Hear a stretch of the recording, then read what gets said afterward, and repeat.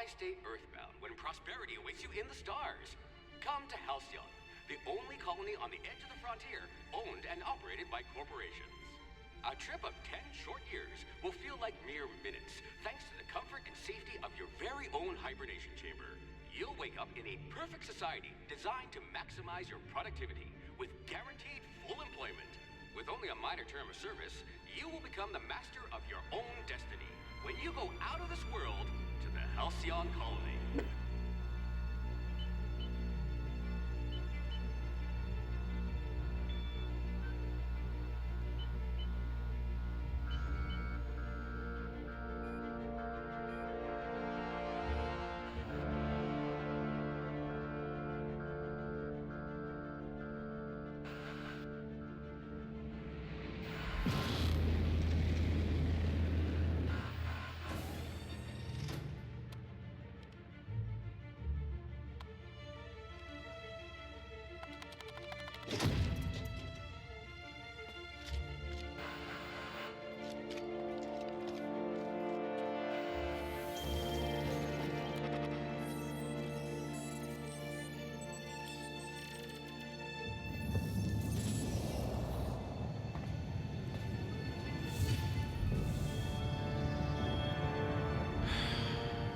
Hundreds of thousands of colonists left adrift out here forever, just to keep from damaging the board's bottom line.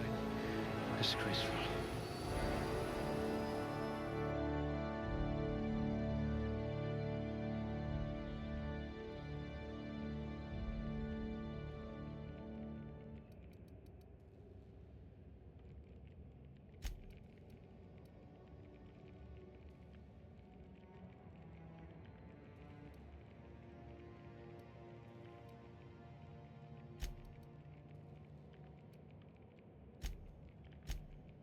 Good metabolism, high likelihood of digesting Saltuna.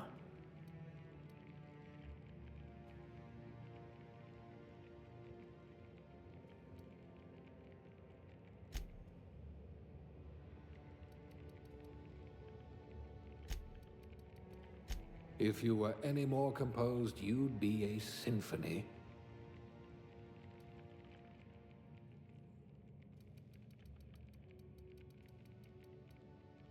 Your skills would have been wasted in a corporate lab.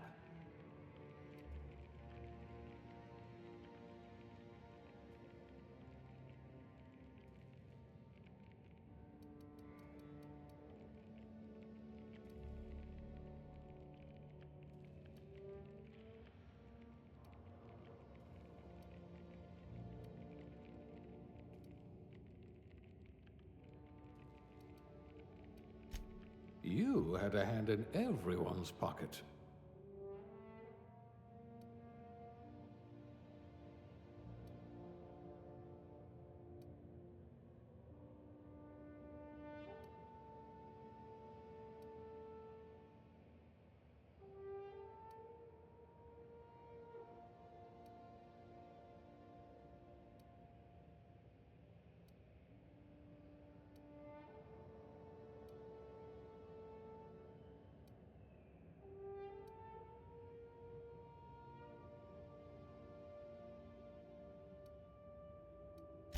I wonder what experiments you were subjected to.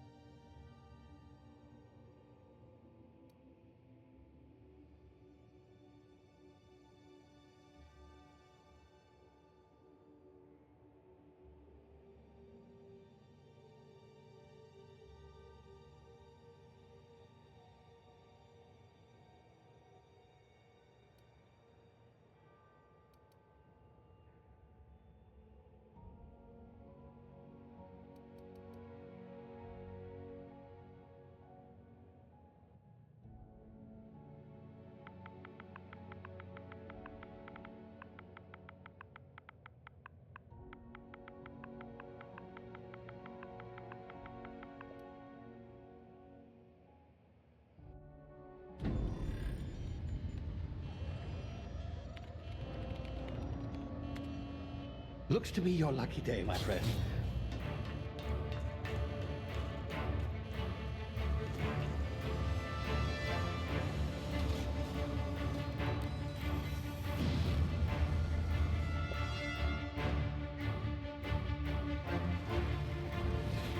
Please power down your engines and prepare to be... Not likely, bootlickers. Initiate skip jump.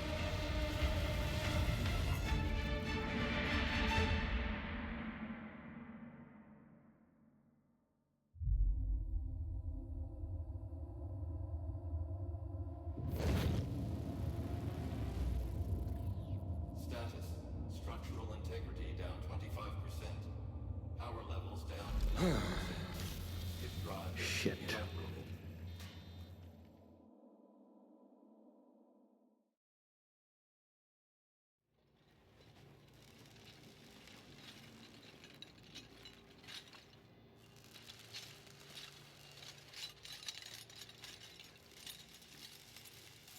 Ah, there you are.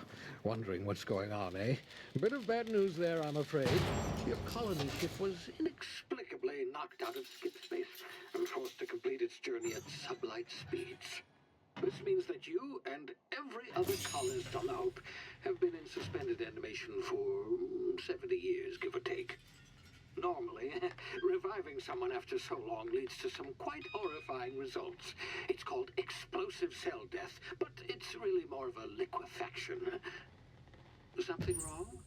Oh, yes, well, not to worry. I've pumped your body full of a special concoction I devised to keep you from dying so horrifically. Hopefully at all, but I guess we'll see, yes? Unfortunately, I used the last of my chemical supplies saving you. I know it's a lot to ask, but I must have your help securing more if we're to save the rest of your fellow colonists. I'd see it done myself, of course, but the board has a sizable bounty on my head. Now, my ship is inoperative, but I've managed to hire a smuggler to help you out. He'll be... Oh, I see we're in position. Good luck!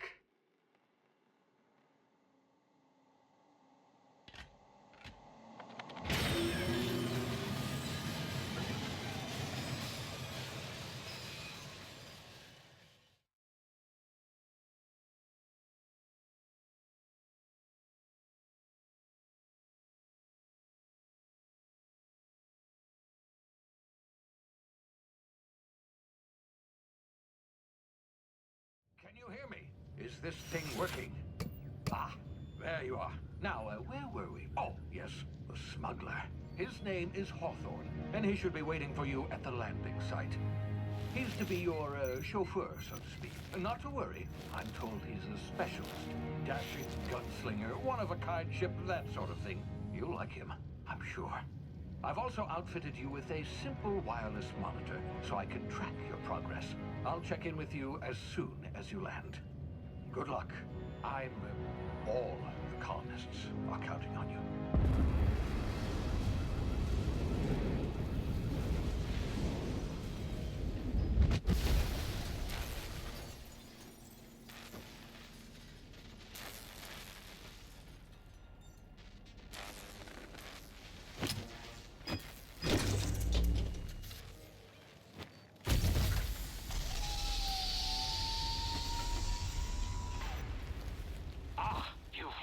Good.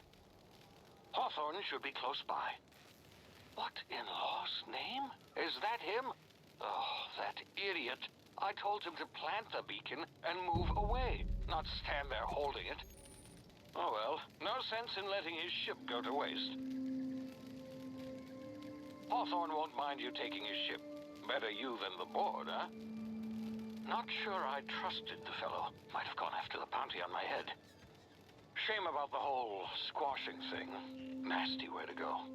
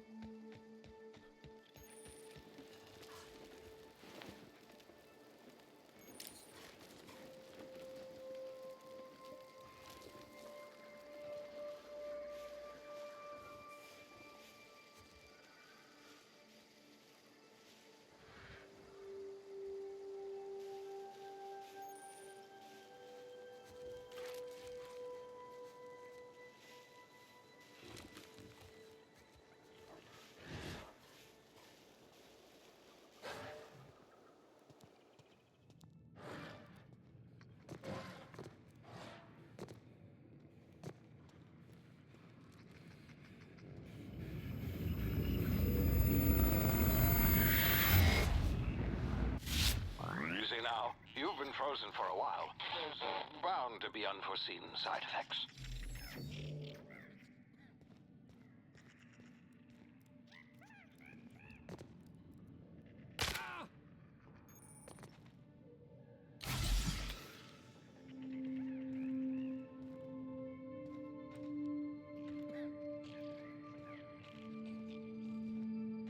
Hey, you, come here. You've tried the best now. Now try the rest. Spacer's choice. Oh, law, that stings.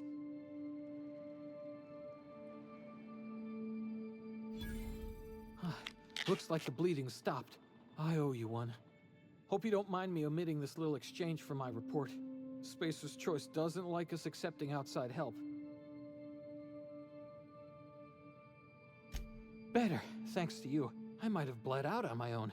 Or worse, had to go begging the boss for some Adrena time. We were out on patrol. I saw a marauder camp up in the hills. Thought I could take him. Then my gun misfired. Right through my side. I mean, what are the odds of that, right? Just barely scraped by with my life. Crawled in here and blocked off the exit with those canisters. Gibbering, flesh-eating, law-breaking, unemployed lunatics with guns. Some hullhead grounded their spacecraft out in the open. That's a real good way to attract marauders. See those canisters by the entrance? Marauders come sniffing around in here, and I can take them all out with a single shot. Not bad, huh?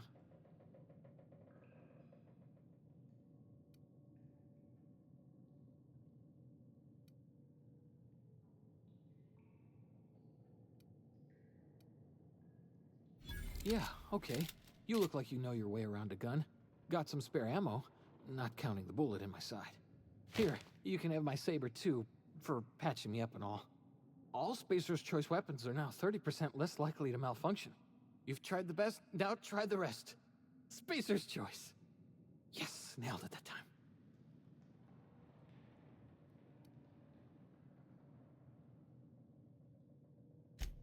The Hope?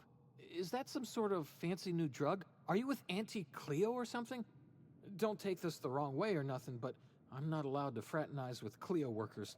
Company policy. You hit your head or something? You're in Emerald Vale. We're a Spacer's Choice community. Edgewater's a little ways down. Prettiest place in the Vale. Be sure to stop by a provisioner's for a can of our famous salt tuna.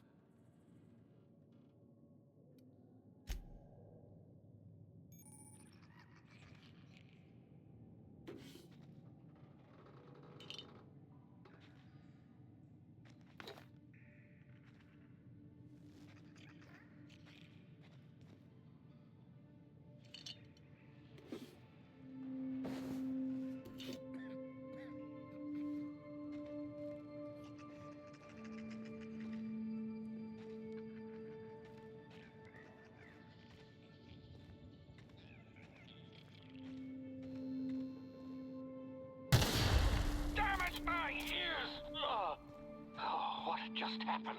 Can you hear me? What in the hell? This...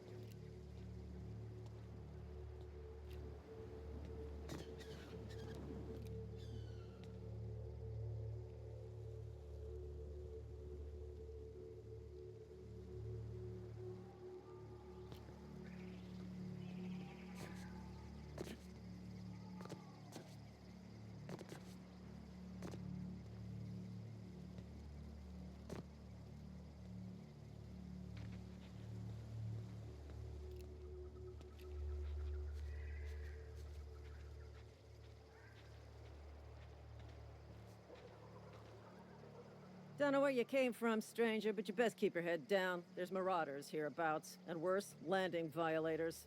Gall on that rung leech. Landing in the Vale without using an official Spacer's Choice landing pad. I'd slap him with a fine if it weren't for all these marauders shambling about.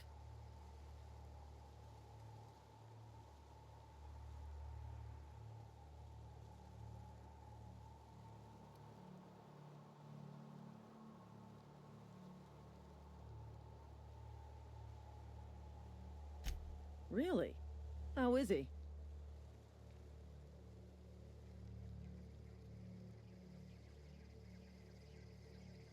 Shouldn't have done that. Spacer's Choice family ain't authorized to receive medical aid from off-brand physicians. We'll see him back to Edgewater, just as soon as I cross these marauders off with the swift, cost-efficient fury that's made Spacer's Choice the most trusted brand in personal defense. I just, need a couple of winks to catch my breath. Stretch my legs some.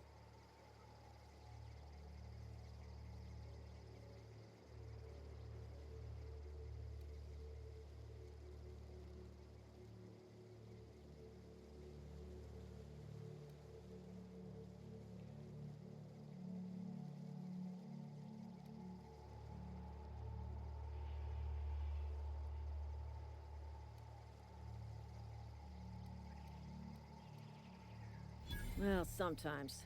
Management's real good at cost-benefit analysis. But, seeing as I'm the acting manager in this situation, you know what? You're right.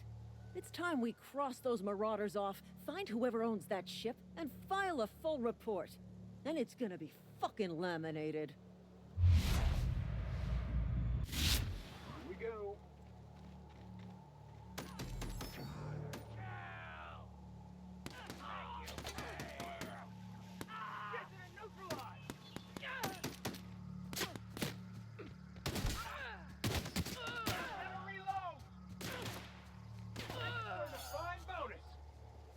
I just earned a fine bonus.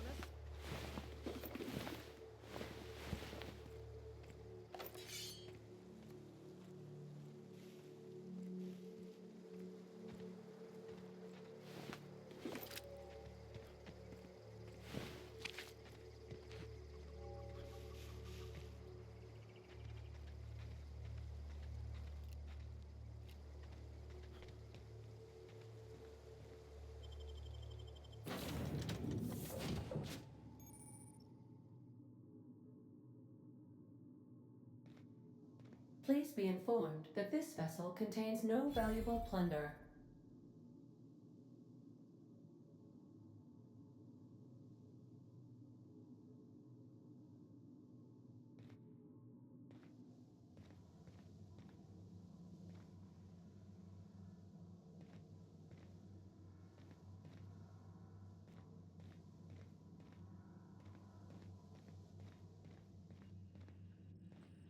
Unauthorized access of spacefaring vessels is a crime. Please submit yourself to the authorities. Hello, Marauder. I am Ada, the autonomous digital astrogator of this vessel. Please be informed that I am authorized to use violent retribution against unwanted solicitors. Please return any misappropriated equipment and exit this vessel in an orderly fashion. Failure to do so will result in your immediate destruction.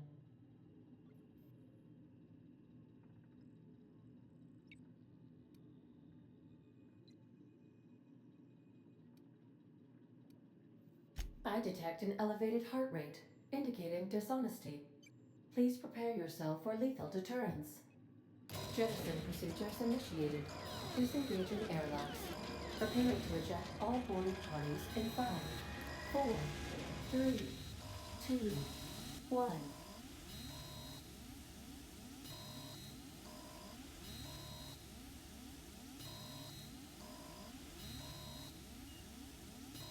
You are still here. My deception protocols have failed. I have been programmed to express disappointment.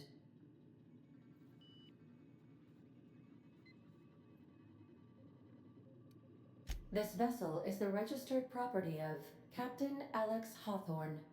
I am incapable of accepting orders from anyone other than Captain Alex Hawthorne.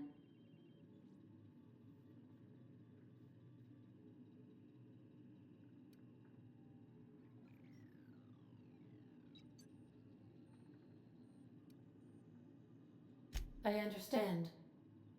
I will require some time to process this information. Thank you for your patience and for your honesty.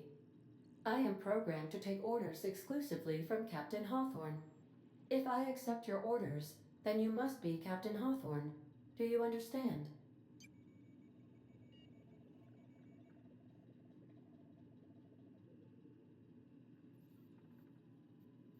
Well done, Captain Hawthorne.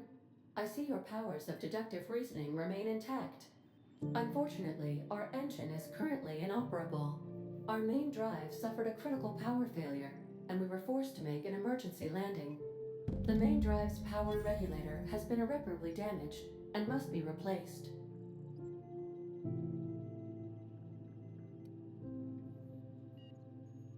Astutely observed. However, the probability of locating a power regulator within a worker settlement falls within acceptable parameters of certainty. High-capacity power regulators are sometimes employed in the electrical networks of worker settlements. I have taken the liberty of printing you a new Captain's Identity cartridge. Please try not to lose it this time. This cartridge identifies you, Alex Hawthorne, as the registered proprietor and captain of the Unreliable. Do you understand?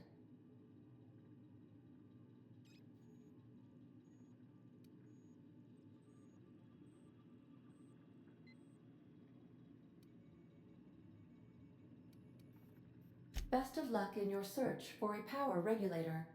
Try to stay alive this time. The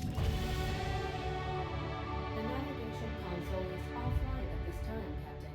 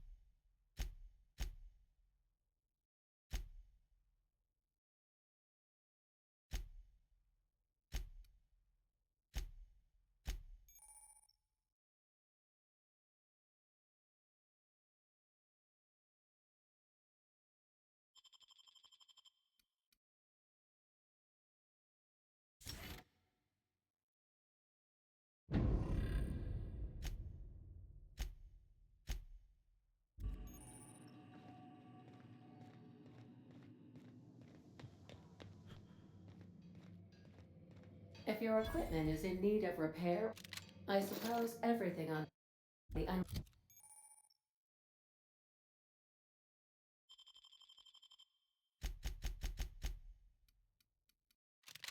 unreliable belongs to you now, Captain. Help yourself. No, really.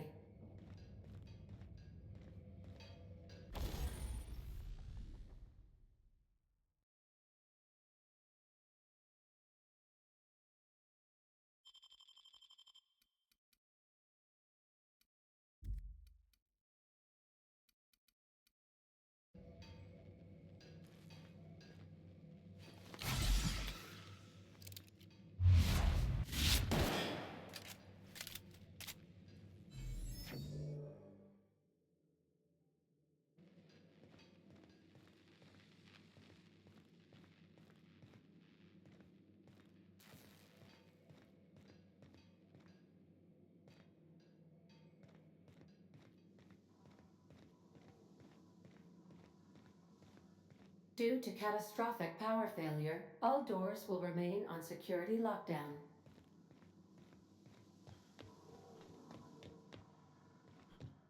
These are the crew's quarters. Alex preferred to travel alone, but he always had me.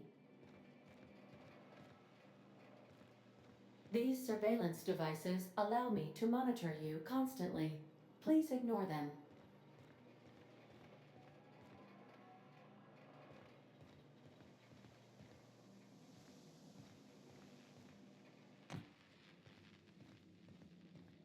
The ship's engines cannot be powered until a replacement regulator has been properly installed.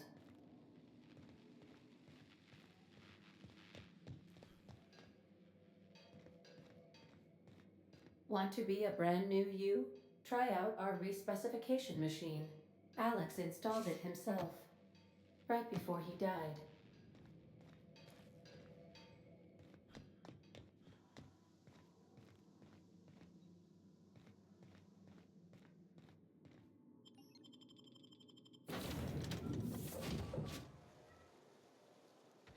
Say, this wouldn't happen to be your ship, would it?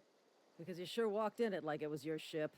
And if this ship is yours, well, mister, you owe Spacer's Choice a hefty fine. Afraid we gotta dock your pay.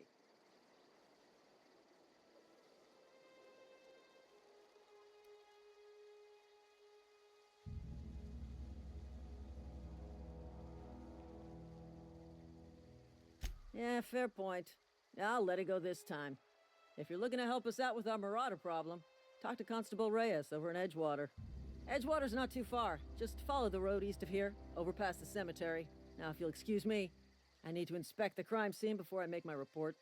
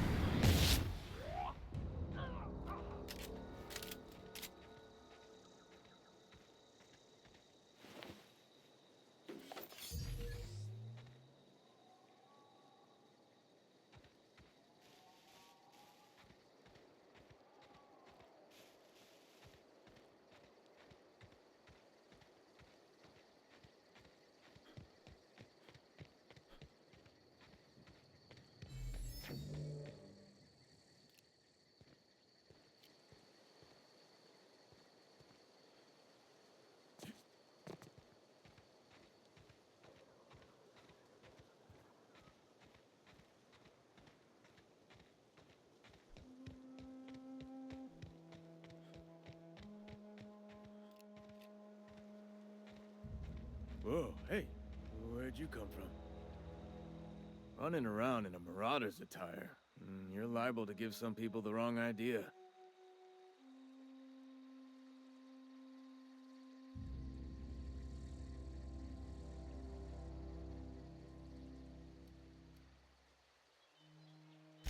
It's in poor taste. Dressing up like a marauder's disrespectful to all the workers that got eaten by him. Ain't safe out here. You'd best head into town. Avail yourself of Edgewater's high walls and low prices.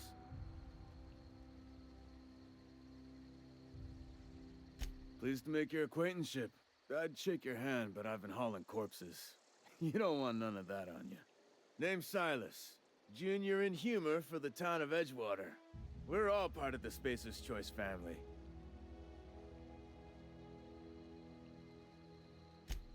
Definitely not the junior in humor, that's for sure. If you've got business inquiries, you should stop by Reed Thompson's office. He's up in the tower above the cannery. Head into town, follow the road. Look, you obviously ain't a worker. What's your racket? You a smuggler? Freelancer?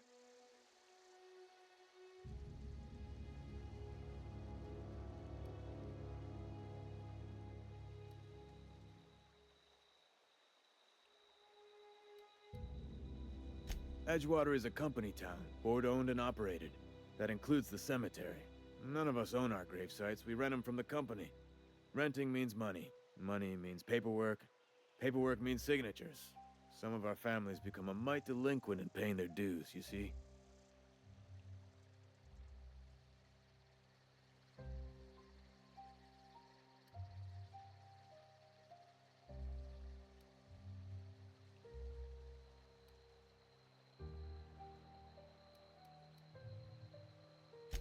Four workers still haven't paid up. Phyllis, Conrad, Ludwig, and Martin Abernathy. He's a special case. You may want to twist his arm a little. He just is. Look, I don't want to get into it. Just make sure he pays up. Conrad's got a barbershop in town. Phyllis works at the cannery most hours. Abernathy... I ain't seen him in a few days. His domicile is near the cannery. You'll find him in town. All except Ludwig, that is. He's over by the landing pad.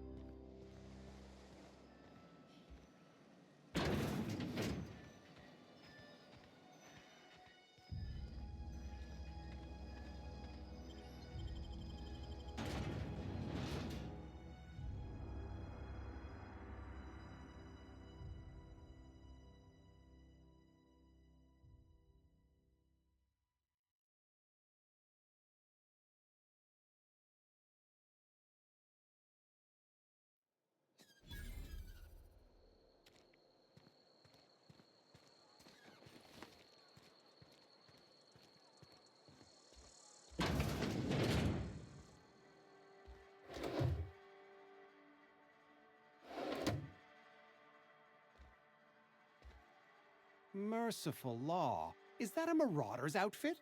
I don't want you wandering into my shop wearing something you've lifted off a corpse. Please don't touch anything. Your hands are probably crawling with germs. Physical hygiene recapitulates moral hygiene. Cleanliness is next to lawfulness.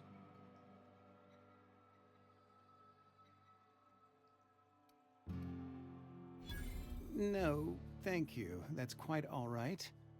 I've seen enough body parts in my line of work.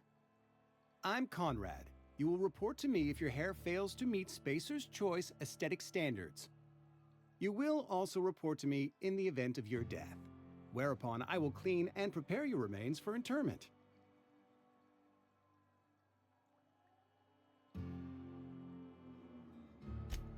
A ship? Dear me. You seem to have lost the ability to distinguish between reality and fantasy. This is what happens when you let your imagination run wild. I don't approve of fantasizing. It's a dreadful habit, corrosive to the mental faculties. You ought to let the vicar take a look inside your head.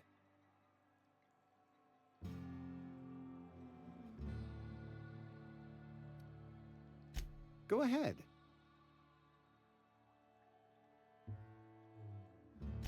Edgewater has been good to me. I consider myself privileged to work here. I am never wanting for work, not since the plague started.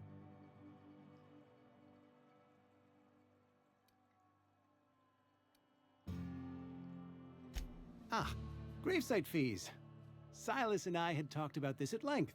I thought I'd made it clear my pecuniary situation precludes the necessary restitutions.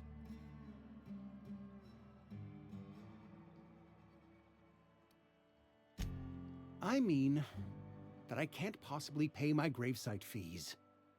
I simply cannot afford it. I am a blemish on the prosperity of our fair settlement. When I expire, I expect Silas to toss my body into a ditch.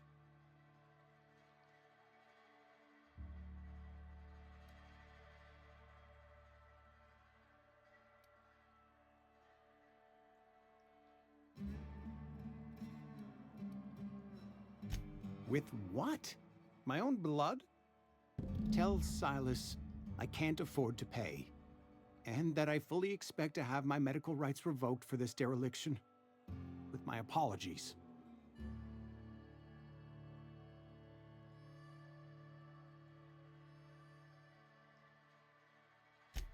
Some time ago, I fell ill with the plague. By the grace of the law, and through my own hard work, I'd proven worthy of treatment. Frankly, I don't imagine I'll earn that right a second time. The barber work hasn't been profitable, you see. I've had to keep this old place running with my own savings. Not a bad idea. But I'd need some kind of collateral. My pair of lucky clippers! No, that won't do. Your idea intrigues me, but I'm afraid I don't have anything to give Silas. I'm open to suggestions.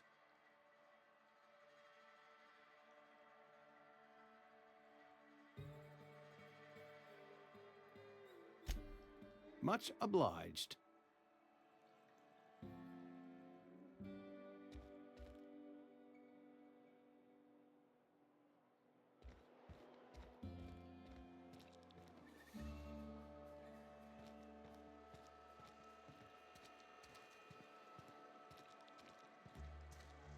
I've been feeling pretty low these days. Just the way it goes, I suppose.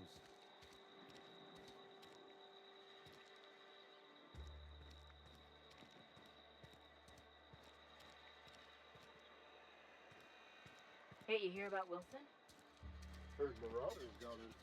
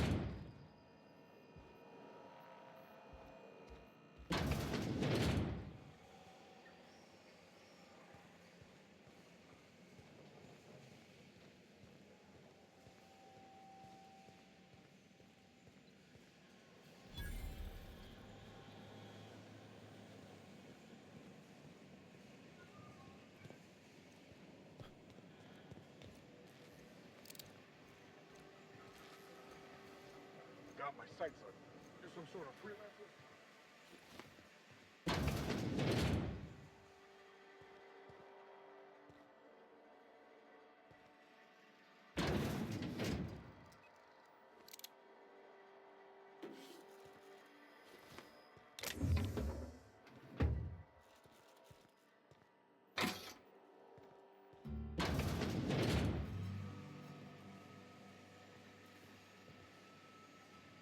You the new worker?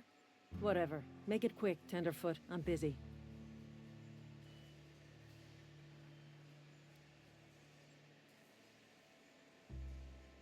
Shit. Silas still on about that. Here, take the fees. I'd appreciate it if you didn't tell Reed I was late on my payment.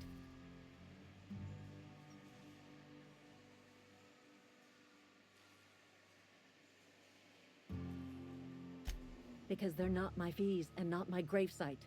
Guy I worked with shot himself. I paid the bill.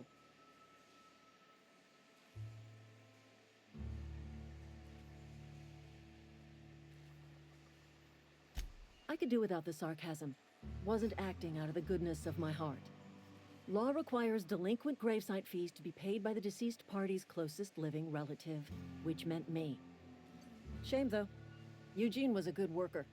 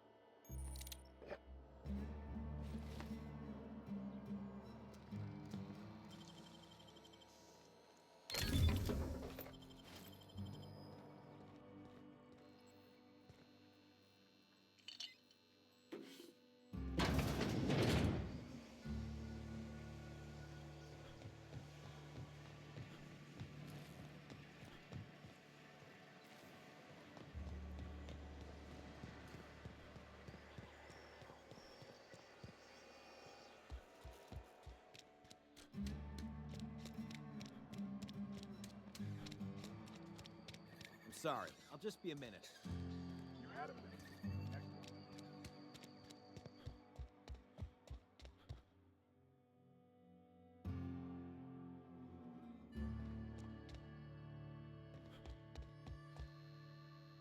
Yes, what is it?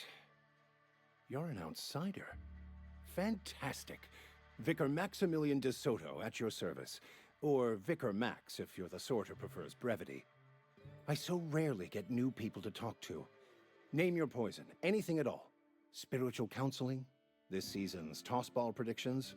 The quickest way out of town? Mechanical tomfoolery is well out of my purview. I suggest you take such matters to Mr. Thompson in the cannery. Oh, and a word of warning. If you're considering wandering around outside the safety of the town, you'd best be cautious. Marauders are about. Though if you are planning on venturing outside, I do have a proposition that may interest you. One of the reasons I transferred here was to fulfill my duty in hunting down banned heretical texts. I happen to know such a book is, as we speak, tainting a collector's library in Emerald Vale. However, the collector's residence lies outside the town's walls. My retrieval efforts have been thwarted by marauders who have overrun the property. Should you fare better than me, I'd pay a handsome sum for the book. So you'll consider it? I do appreciate you hearing me out, and, your discretion. It's a handwritten journal, a faded blue cover with the name M. Bakonu handwritten in the lower corner. I'll mark where I saw it on your map. Assuming you're serious?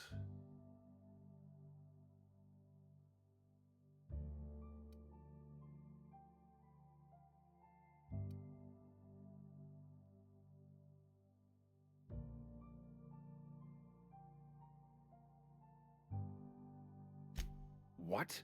No, I don't want to burn it. I would never. I mean, I just want to...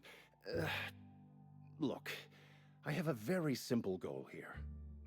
I just want to keep the writing out of layman's hands. It wouldn't do for such information to fall into public consumption.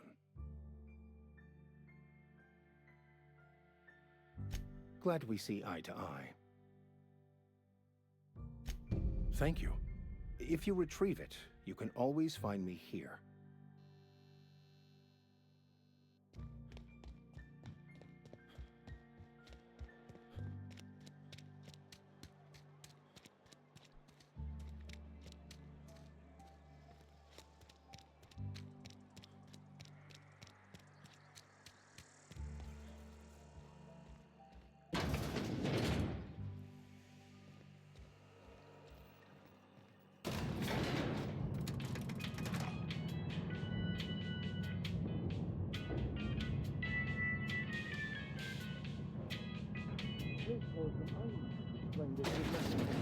The grease monkey, Argo? I'm sorry, Mr. Thompson, sir. You asked why it's taking so long to fix the Seems we've got a guest. Really now, Parvati, I do wish you'd spoken up. I do apologize. I was given no forewarning of your arrival, or I might have welcomed you at the gates myself.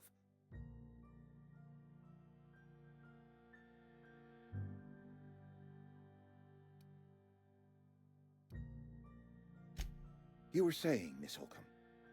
It's just what Bess needs is a proper refurbish. I can bandage her up and what all, but she's just old. Sorry, I'm sorry. I'll do better. And I do wish you'd stop referring to our cannery as Bess. Personification of company property is strictly contrary to the Spacer's Choice Code of Conduct. My apologies. I am not in the habit of allowing my guests to witness such a row. Now, what can I do for you?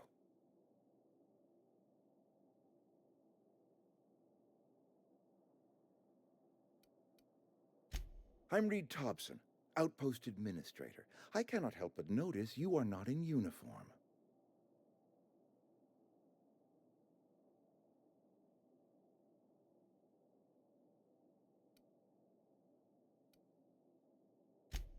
Of course not. I don't have that kind of luck. Seems I allowed my excitement to run away with my wits. Been a few seasons since we've had a visitor pass through. Only regulator we got is hooked up to the town transformer. Mr. Thompson ain't liable to be keen on dismantling it. I beg your pardon. I am most emphatically not keen on any such thing. I can't let you have our power regulator. But I happen to know of another one. And I happen to know exactly how you may retrieve it without frying yourself in the process.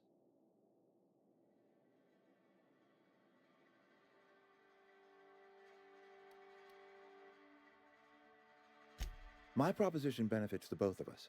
Please, hear me out. There's a power regulator in the old botanical lab. It's mostly abandoned, so all that power is being squandered. Go down to the geothermal plant. Reroute power from the botanical district over to us. Once their power's shut down, you can have their regulator and be along on your way.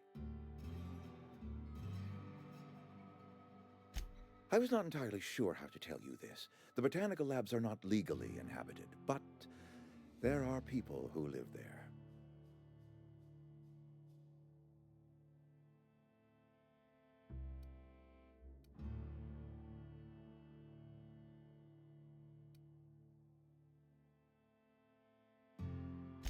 The people living in the botanical labs, they're deserters, former workers. I need them back at their posts. I need them to come home.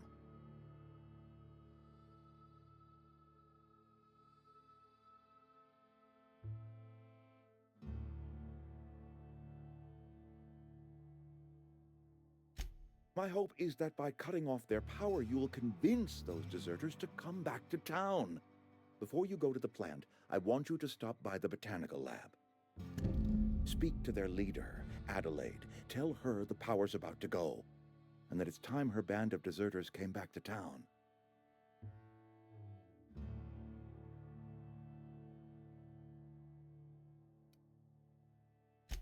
Adelaide's older than the other deserters. She's dignified. kindly. From what I understand, her camp looks to her for leadership.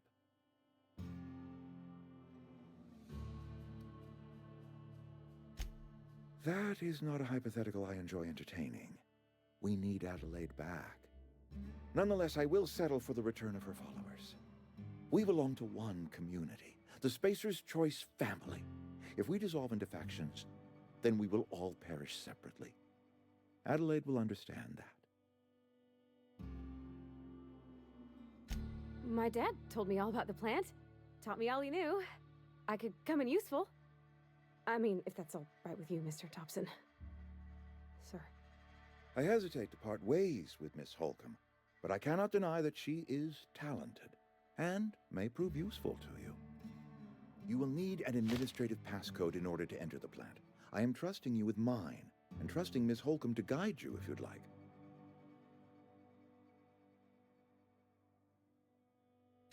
Great! I got my wrenches and diagnosticators and hairpins and engine tape, so I'm all set. Well, I am glad to hear that. Best of luck to you, and thank you again for your help. It is a lot to ask of a stranger, I know.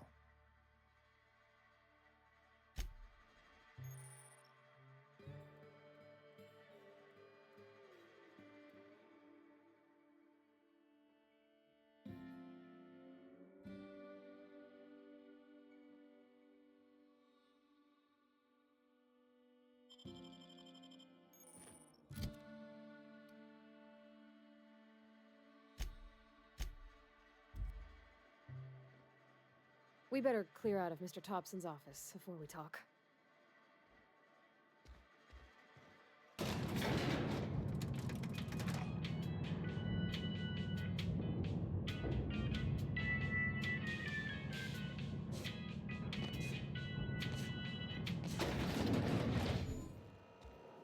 Hey, mister, can we talk? Sorry. Can we talk? Sorry. You just want to get out of here. And you likely don't want to tag along like me. It's just, Mr. Thompson has his own view on matters, on account of it's his job and what all, but that's not the only side of the tale. To Mr. Thompson, a person's a gear. It does its job quiet-like. If it squeaks or stutters, it gets replaced. The deserters are decent folk. I knew some of them before they left.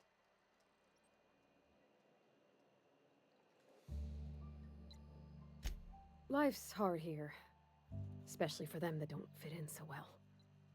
We're one big Spacer's Choice family, but every family's got the one the rest whisper about. Mr. Thompson's aiming to take away their power. They'll have no lights to see, nor heat to cook. They'll be at the mercy of marauders, or worse. I think you should talk to the town's vicar about it. Max, his name is.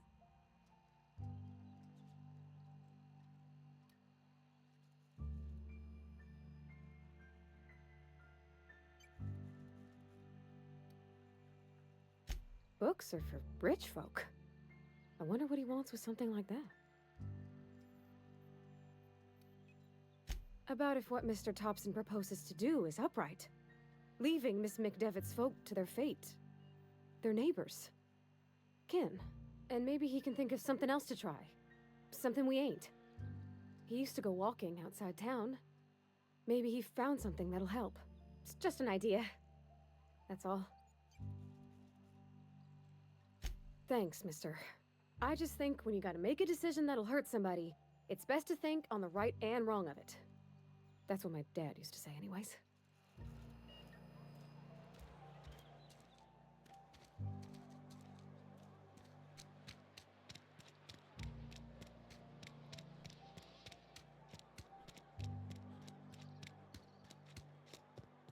I've always felt weird in here. It's too clean. Any progress on that matter we discussed? Ah, Miss Holcomb. How rare to see you out. And with a complete stranger. Curious. This here's Vicar DeSoto. He's always offering spiritual counsel to those that need it. Thank you for the kind assessment, Miss Holcomb. I admit, I've been quite interested to make our outsider's acquaintance. Please get it.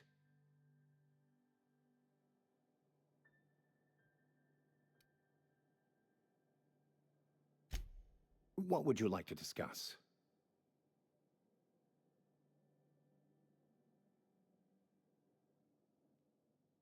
But what? I thought you would talk to him. You wanted to speak to me, Ms. Holcomb? Every time I've tried to engage you in conversation, you look at the floor, answer in single words, and slink away. I can't imagine what would be so grave as to drive her to my mission. What has Mr. Thompson asked you to do?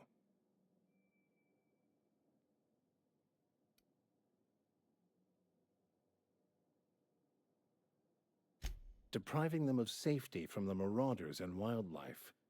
I can see why that troubles you. Miss Holcomb has a soft heart. Always has, if you believe the talk.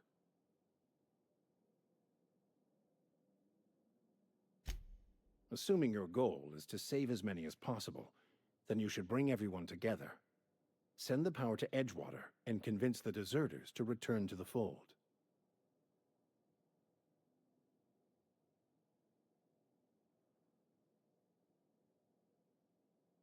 Not if things are left to stand as they are.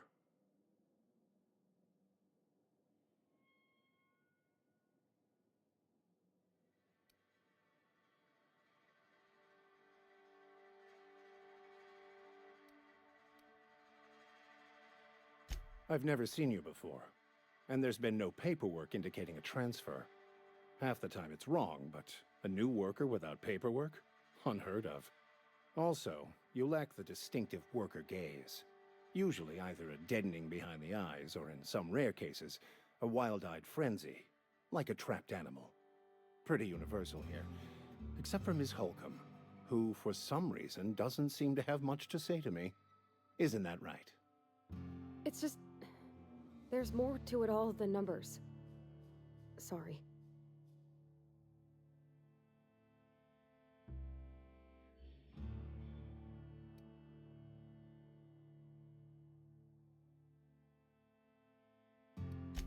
Oh, nothing could be further from the truth. I'm simply bemoaning the level of spiritual awareness in this town.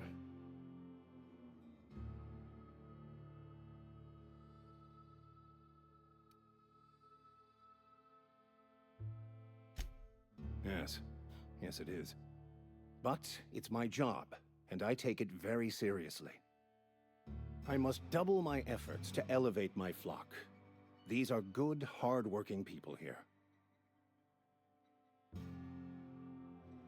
They who are not satisfied with their work are satisfied with nothing. No?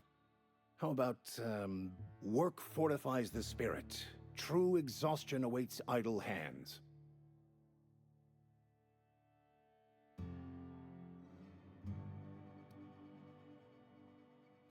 Selling? No. It is free for all who seek it. I'm sorry you don't find these tried and true words of wisdom to your liking.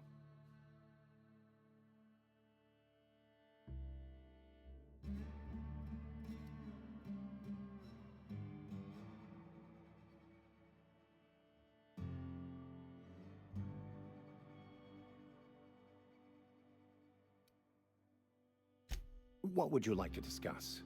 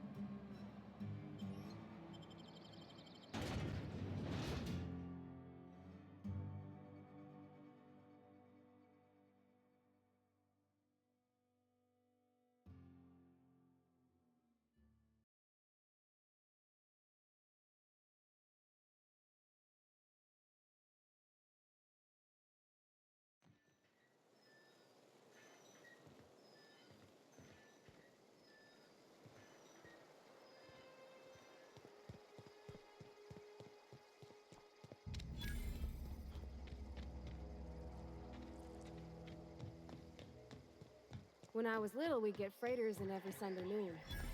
Now they only come but once a month. I love the wind here. Got my sights on you.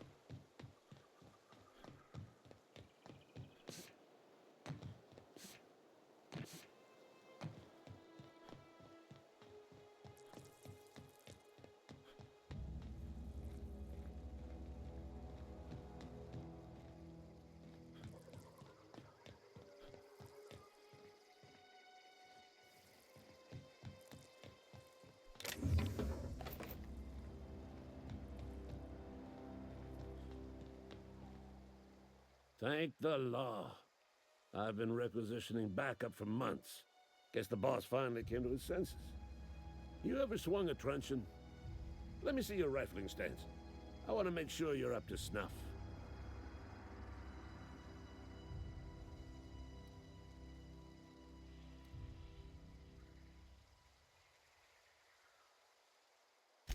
I told Silas I'd pay my dues if he agreed to join the resistance.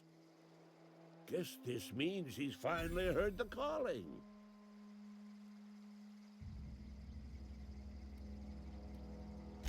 The war! The coming apocalypse! Man versus machine! I'm talking about mechanical soldier.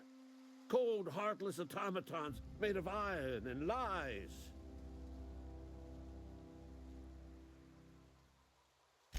Just my luck. I ask for backup and the boss sends me one of them simple folk. All right. Listen real close.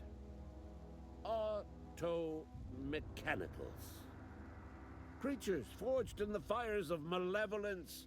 I seen them over by the old power plant. Clattering about. Firing at the birds. Orchestrating their uprising. When the swarms of mechanicals come clanging on over that hill, where will you be? Cowering beneath your cot? Or standing, shoulder to shoulder with the resistance?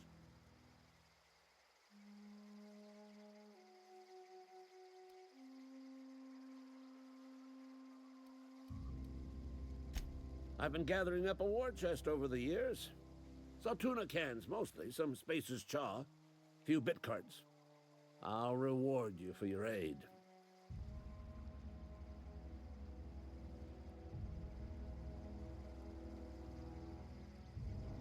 Enlistment fees. Yeah, I suppose. Wouldn't want to give the Resistance a bad name. They have sent a scout, prowling around the junkyard just behind our beloved town. This scout must not be permitted to return to its base of operations. Cross it off, then report back.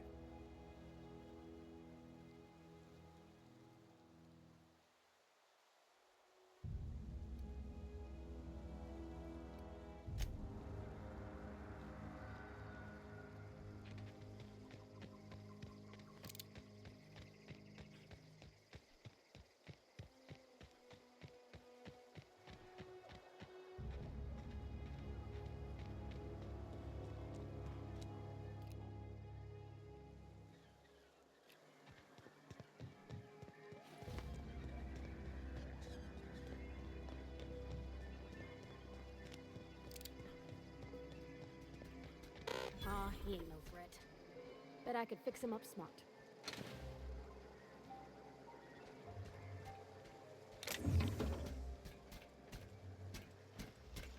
Searching for repair bay. Error. Navigation systems failed. Unable to comply.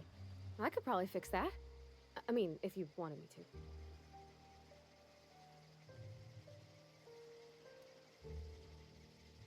That's not bad work, mister. You done this before?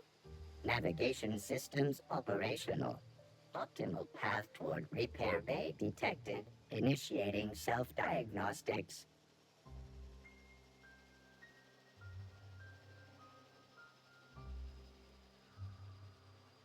Spacer's Choice reminds all colonists that serving the Spacer's Choice family is the highest possible reward. I have been programmed to deliver this pre-approved message.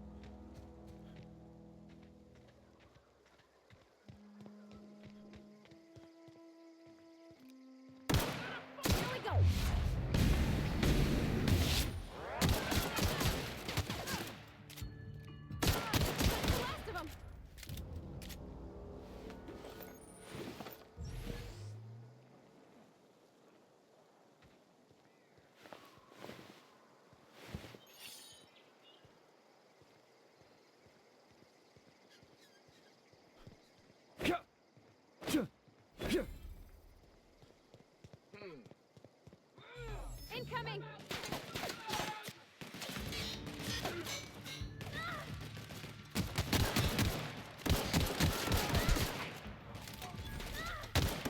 That's gotta hurt!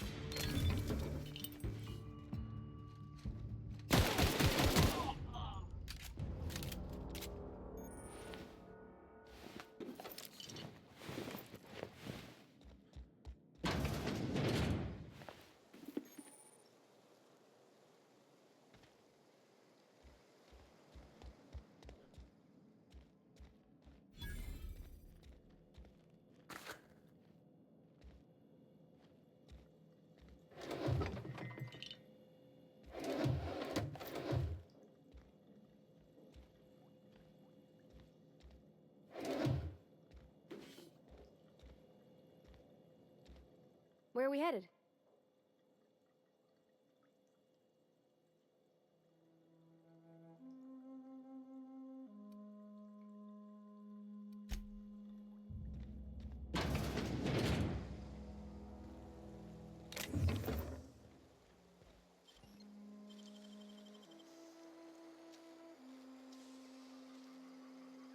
Gosh, that's close.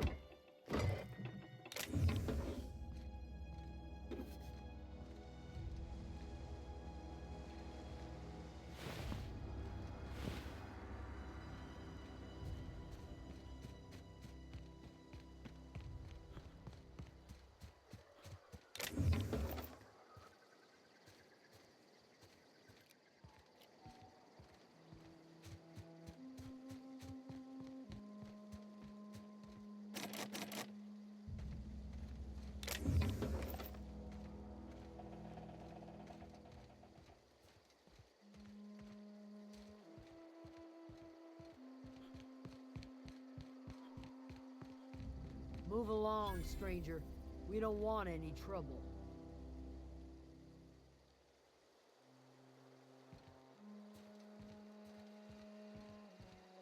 I don't know you.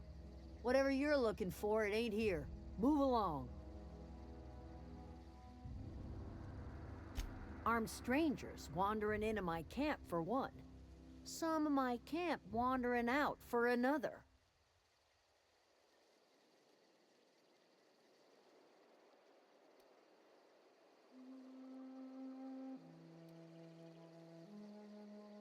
Answers, huh? You must be one of those philosophicals. Already got ourselves one of those. A geo what? Look, plants ain't my purview. You're better off asking after Adelaide. If you're gonna start wandering around my camp, know that I got my sights on you. Over in the hothouse, tending crop. Enough with the questions. No offense, but I've got a lot on my mind.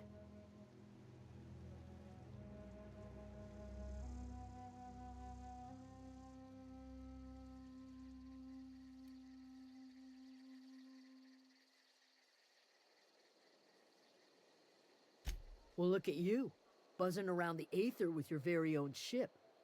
Rest of us gotta make do with the ground at our feet. No, I'm sorry. That was unworthy of me. Lady named Zoe went missing some nights ago. Just up and vanished without a trace.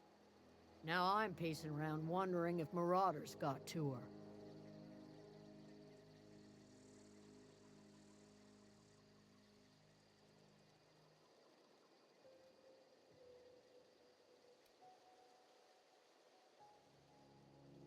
I go looking for Zoe, I leave the camp undefended, seeing as I'm the only one of us who knows her way around a gun.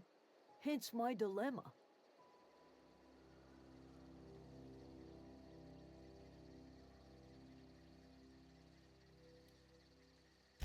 Vex me. If she told anybody, they ain't telling me. I'd check her room, but I got yelled at for snooping once already.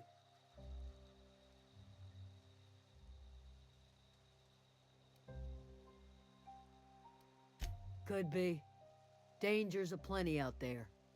No telling why marauders would steal somebody like Zoe. Got no useful skill as far as I could tell.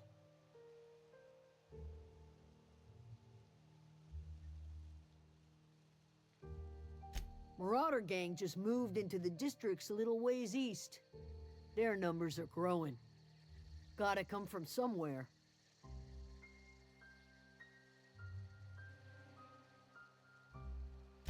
It's not like Zoe to go wandering. Figured she might be out scavenging, but that ain't exactly her talent. Can't imagine where she's gone. Vale's a wide place. She could be anywhere.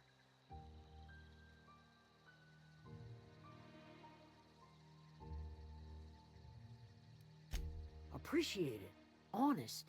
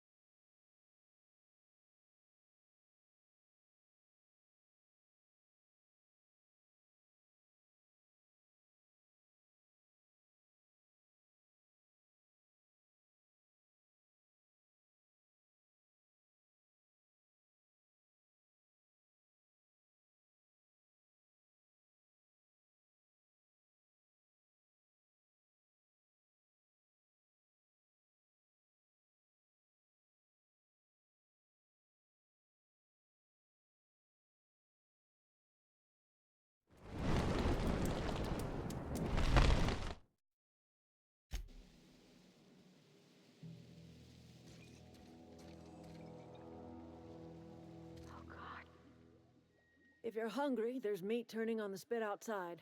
If you're bearing illness, find a place to lay your head down and I'll fetch you a poultice. Whatever your troubles with Edgewater, leave them at the gates and be welcomed here. Any questions, dear?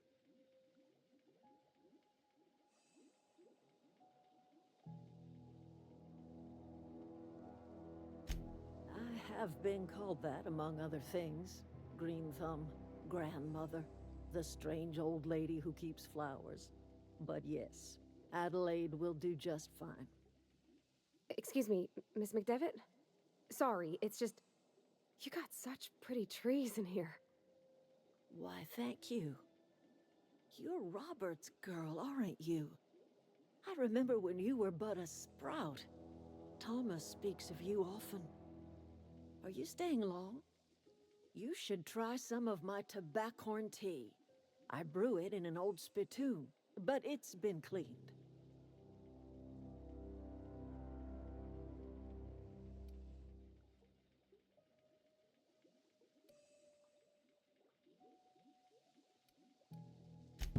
Reed Thompson, you here on behalf of that cold-eyed reptile? Let's hear it. What's Reed's idea of peace, then?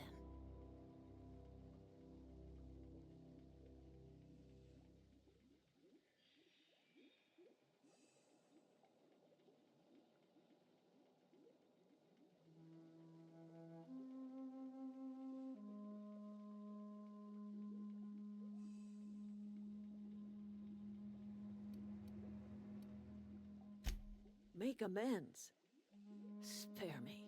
Only thing Reed knows how to make is a mess. Like everything else that comes out of Edgewater, that peace offering is canned. I and my own are living just fine out here by ourselves.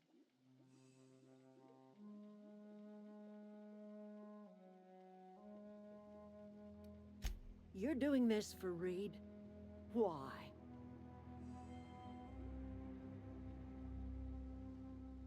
Cannery's got a regulator. You want ship parts, you ought to rip 'em out of the cannery's guts and leave us be. If you're going down to the plant, you should divert power away from Edgewater and toward our end of the grid. Think about it. You'd be liberating an entire town from a lifetime of service to that odious cannery. Seems the sort of thing a hero would do.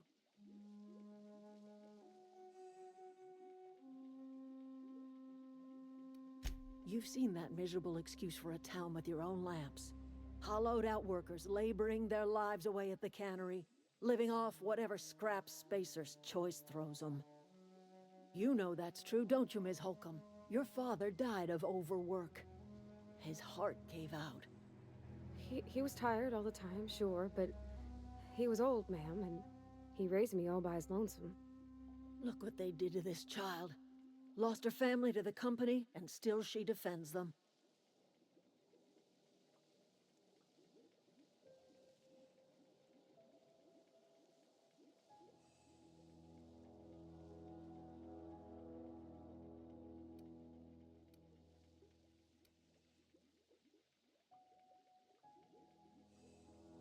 Life in Edgewater grinds to a halt. The cannery shuts down, workers desert in droves, and our own little camp grows and thrives.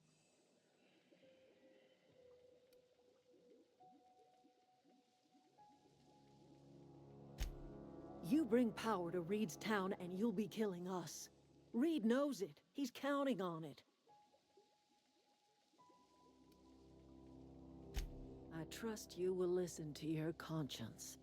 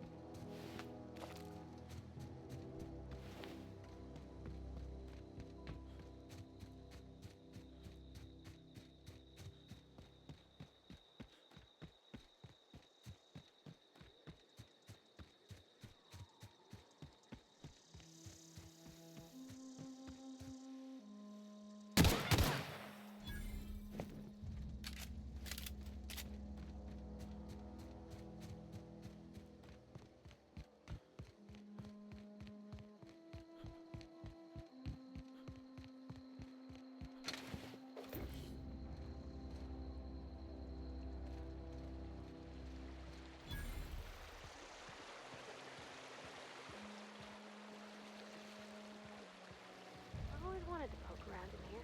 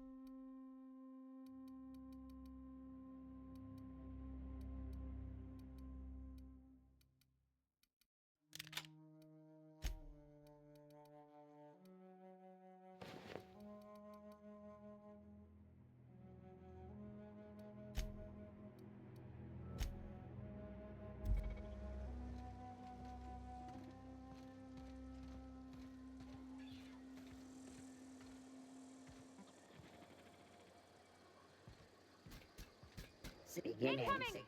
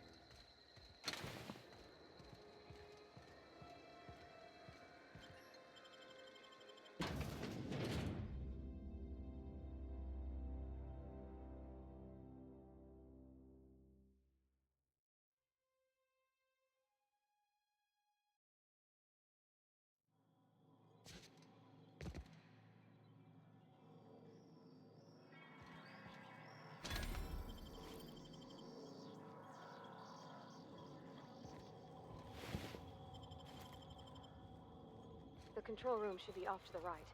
I hope we're doing the right thing.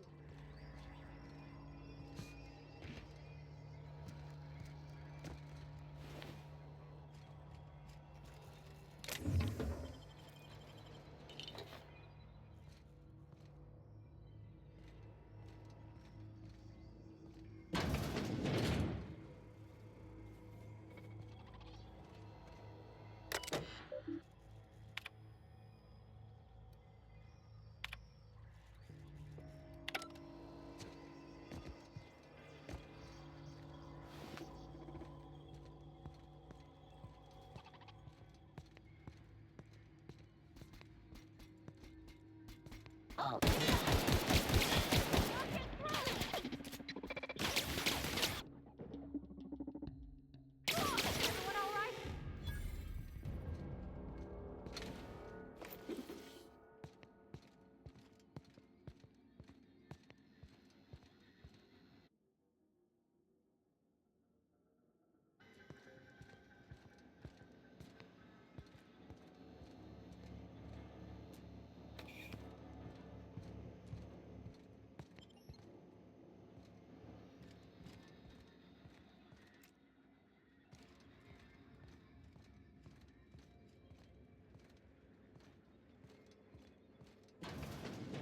Beginning. Look out!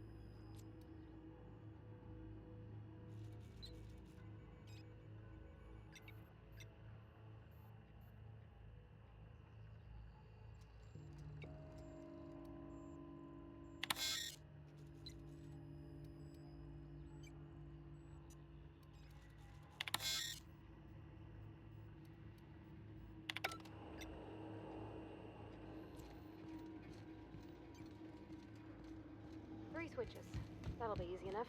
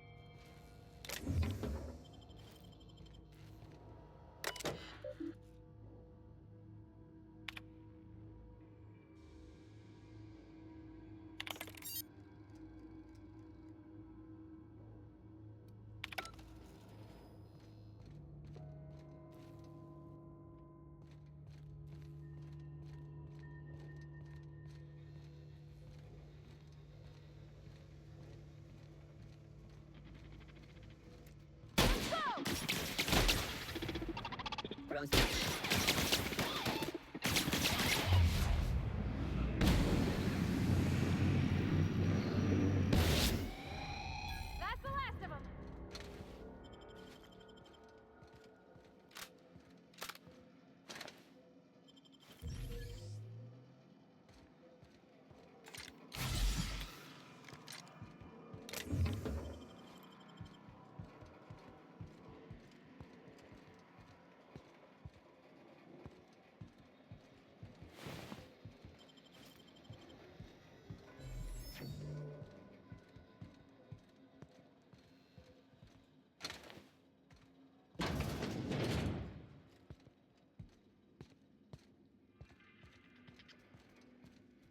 Unexpected. Performing an Watch area. out!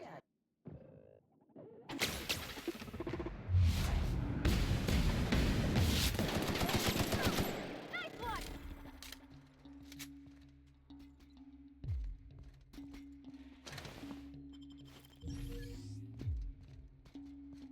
Go away, Phantom!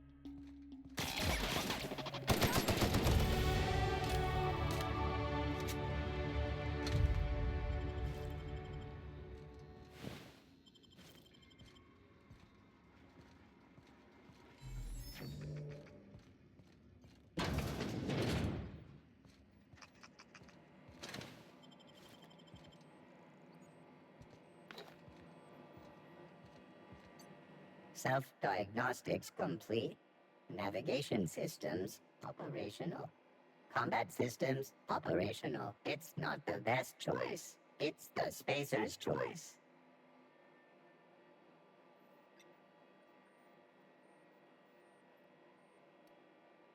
All systems fully operational. Return journey successfully completed. Spacer's Choice would like to thank you for complying with your duties. Hostile actions towards Spacer's Choice mechanics are contrary to logical directive. Conclusion: all hostile automechanicals must be defective in compliance with Spacer's Choice policy. All defective automechanicals must be permanently dismantled. Please allow me to assist.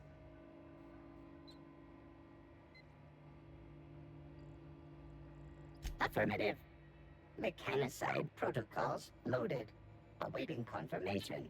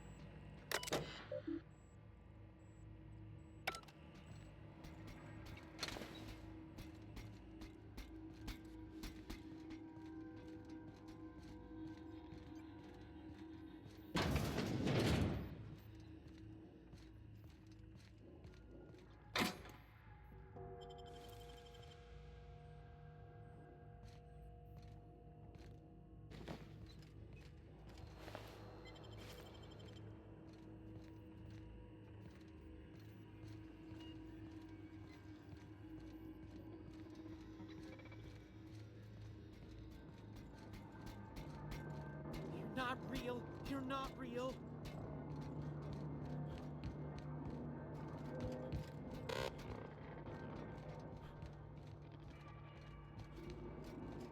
Go away, Phantom.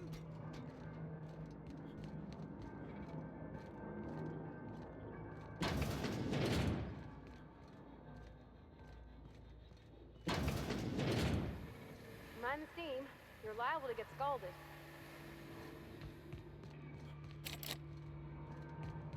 Go away, Phantom.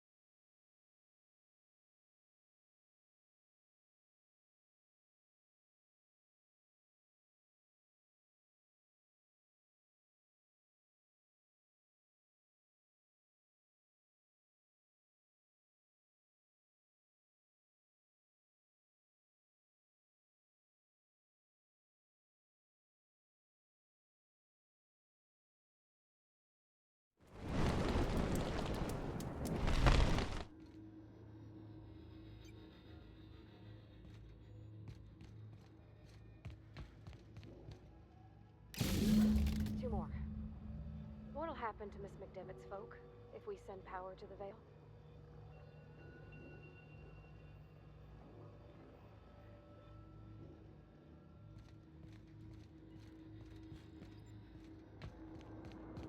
Go away, Phantom!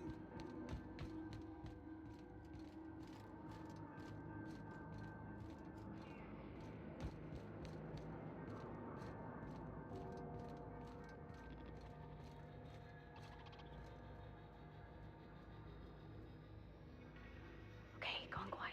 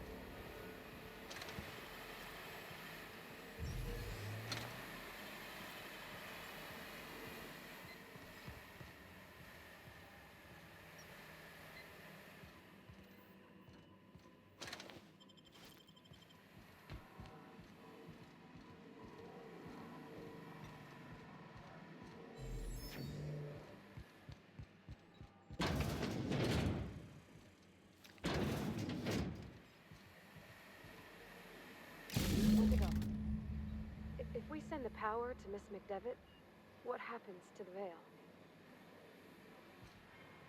Where are we headed?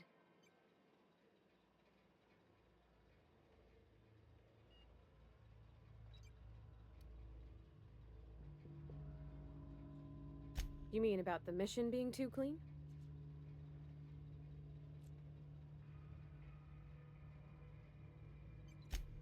I know, but Vicker says the universe is a machine, that it runs by law. Real machines have gunked up oil, scratches, and worn bits. You can tell they've seen handling, been used by folk. The machine Vicker sees is one ain't never been run. It's not for people to live in. It's something on a museum shelf, under glass.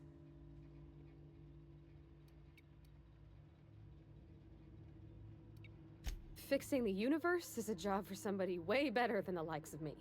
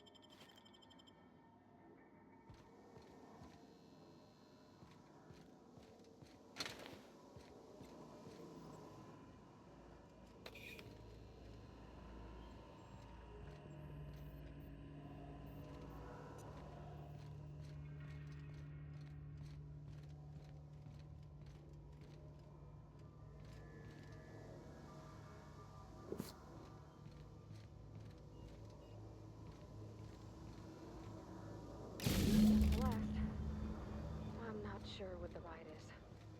All I know is the decisions.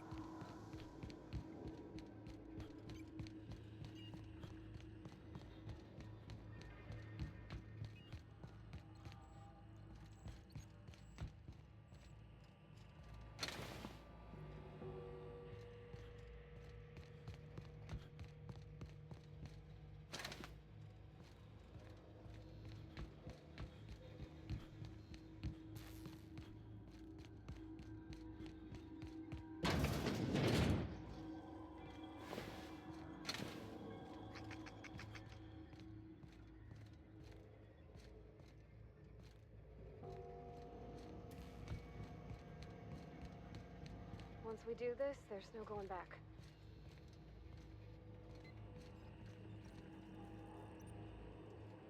Hey, mister? Look, I know you want your power regulator and all, but I just gotta ask you. Do you understand what you're about to do? I don't think you should cut off Edgewater's power. I think it would be cruel. I'm sorry. That just sort of came out all at once. Edgewater's hurting. We've been losing workers year after year, and corporate hardly ever sends replacements. There's barely enough Saltuna to fill our bellies anymore. But the town's got some good people in it. Decent, hard-working folk just living their lives the only way they know how. They don't deserve to be punished.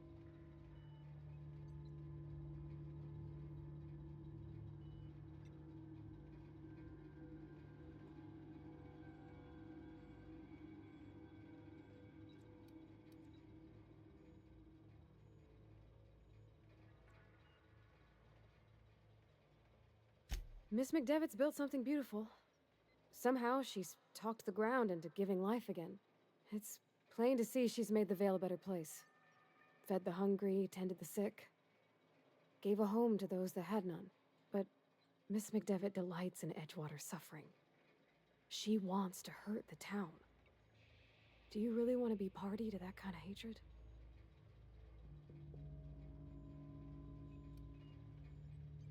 Well, that sure sounds like Mr. Thompson. If he was standing here, I imagine he'd remind us of how we're all one big, happy Spacer's Choice family. In Mr. Thompson's eyes, those deserters are still part of the Spacer's Choice family. The family must work together in order to survive.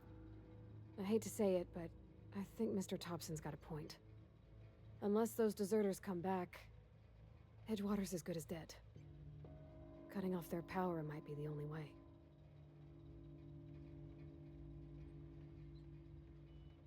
Sorry, I didn't mean to babble on like that. I felt like I had to say something.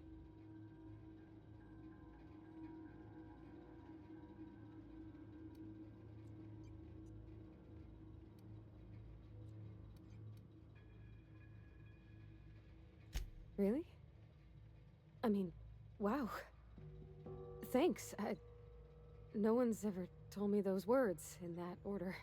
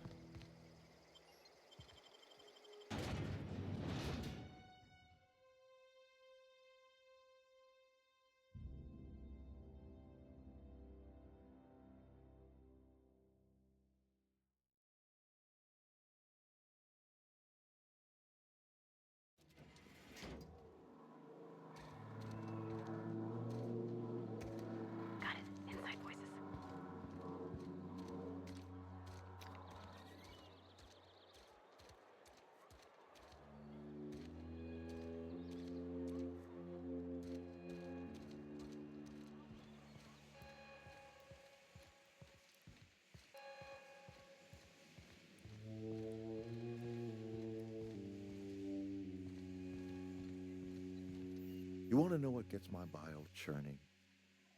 Edgewater has suffered a cavalcade of disasters: plague, marauders, desertion. Then you wandered in town. And I was so damn sure our luck was starting to turn. I never knew how right I was. Just answer one question for me. Why'd you do it?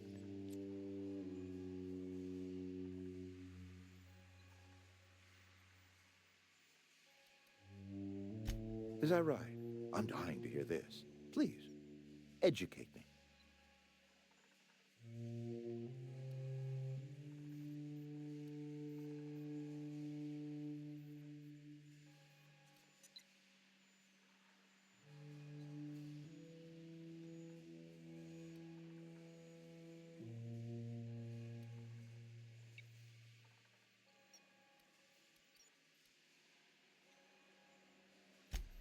Liberating?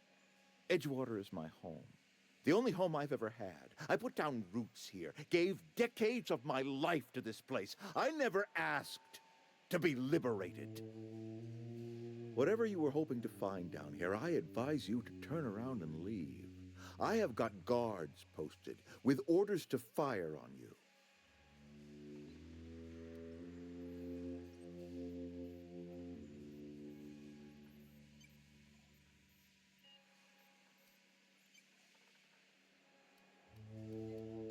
Edgewater's dead. Our cannery's dead. Adelaide's deserters are never coming back. Spacer's Choice will shut us down before long. Some of us will die of illness by then. Some will move on. Some will starve. And as for me, I will tender my resignation, whereupon I shall be processed and then duly imprisoned for gross incompetence. Apologies won't give us our lives back, but for what it's worth, I am sorry too.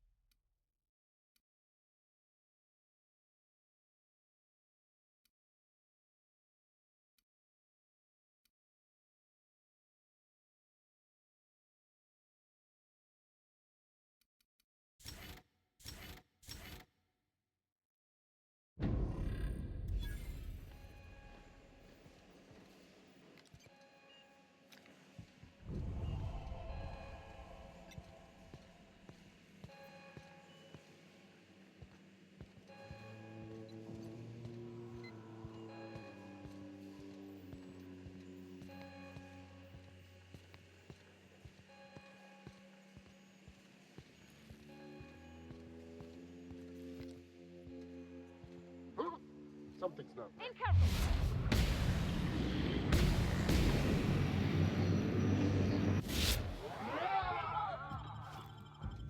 Gotta get down!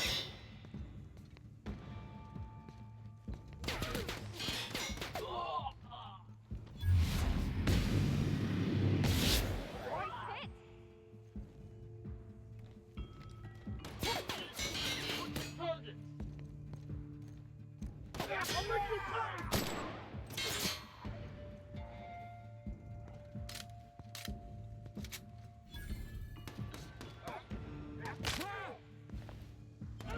Got him off.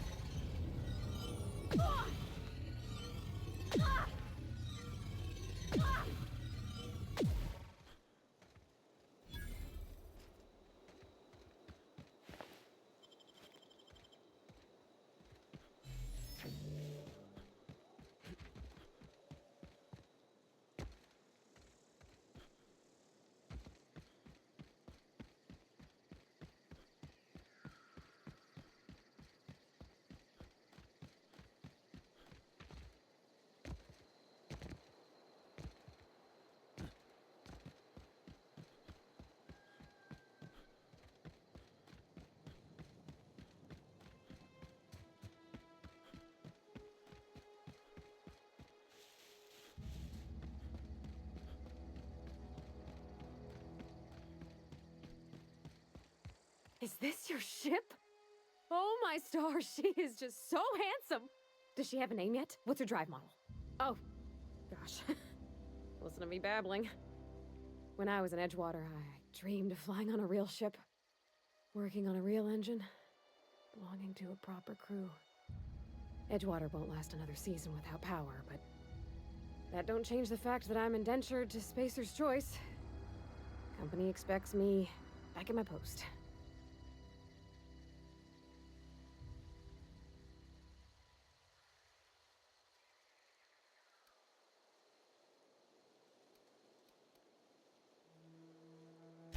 I have imagined it, but until you came along, I never thought I had the choice. I want to ask you something, and you can say no. But can I come with you? I could tend to your engine. I know my G-valves from my catalyzers, and I can keep your ship singing. And if you ever need a pair of eyes watching your back, I can do that too. What do you think?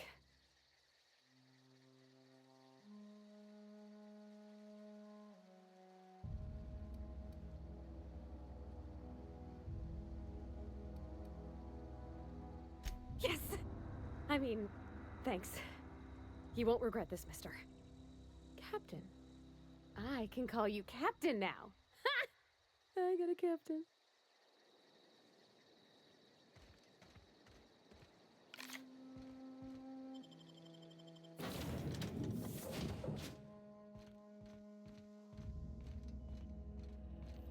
Captain, I have detected that the town of Edgewater is now without power. I appreciate you doing your part to hasten their demise. What can I do for you, Captain? Do you know how to install a power regulator? Outstanding, Captain. Your aptitude for engineering will prove invaluable in the event of another catastrophic engine failure. Our engine room is located behind you, across the cargo bay, up the ladders.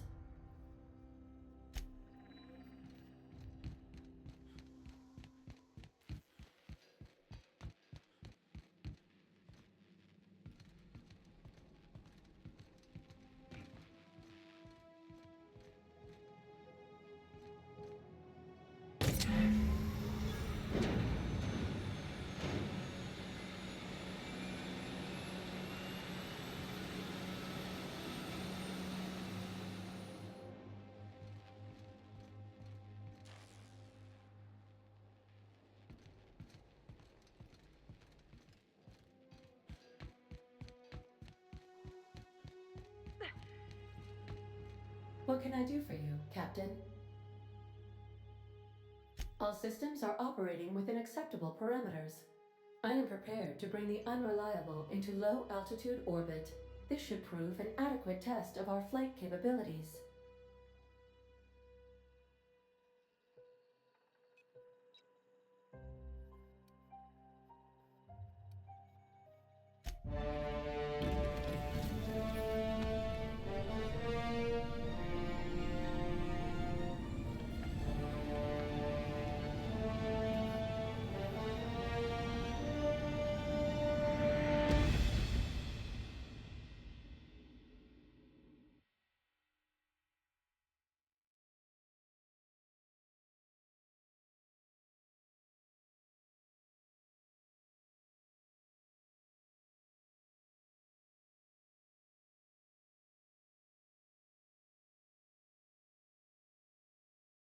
We have received a communication request from Dr. Phineas Wells. Aha, there you are. Hale and hearty, and captain of your own ship. I see you're putting the unreliable to good use. Shame about her former captain. Horrible way to die. How are you feeling, by the way? I lost track of you in that cave back there. Experiencing any, unnatural drippage? Perfectly normal side effect of thawing, I assure you.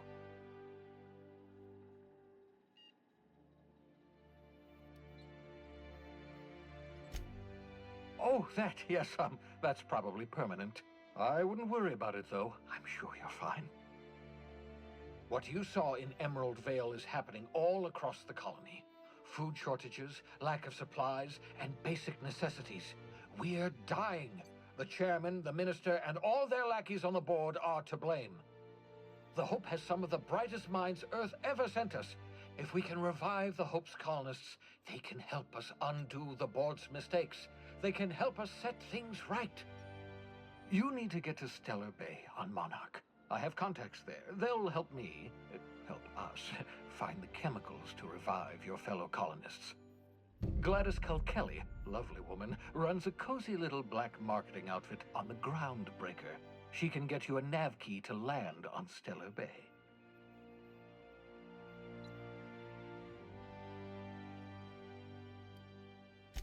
Strictly speaking, Monarch is a moon, terraformed badly, and almost completely lawless. You'll love it. Captains don't fly their own ships, you see. Your navigation terminal handles the, navigation. Think of a nav key as a set of flight instructions. The board's been confiscating nav keys for Stellar Bay, so we must rely on unconventional means of acquisition. Hence, Miss Gladys Kelly. Gladys and I have been doing business for years. Her smuggling credentials are unimpeachable. If anyone can get you a key to Monarch, it's her.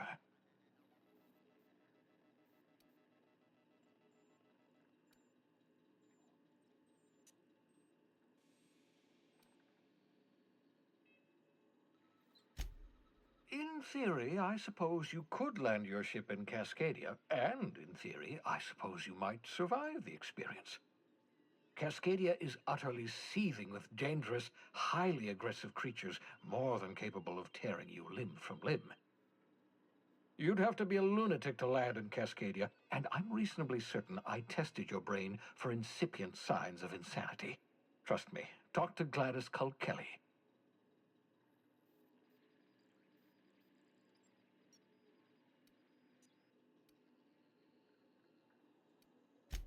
Without a skip drive, good luck. You'll be dead before you make it to the nearest star. Look, I admire your optimism, but the sad truth is you're stuck here. You, me, and the rest of this colony. We're all skating precariously around the edge of oblivion together. None of us are leaving Halcyon alive, so we may as well make it a better place, and we can start by reviving the Hope. Excellent. I'll send her a wireless. Let her know you're coming. By the way, I gave Captain Hawthorne a disguise apparatus of my own design, cutting-edge technology years ahead of its time. I call it the Holographic Shroud. I'm sure it will prove remarkably useful to you. You'll find it in the captain's quarters.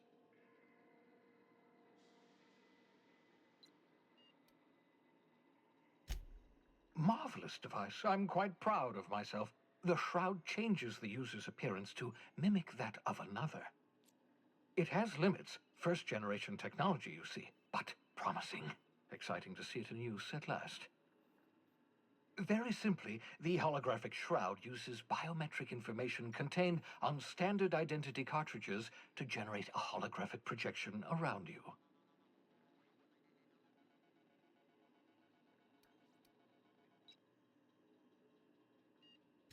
Ha ha ha ha! The beauty is they don't expect it.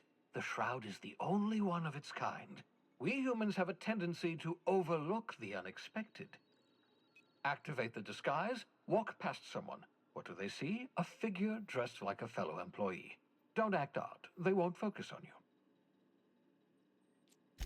Excellent. I'll contact you once you've found a way to get to Stellar Bay.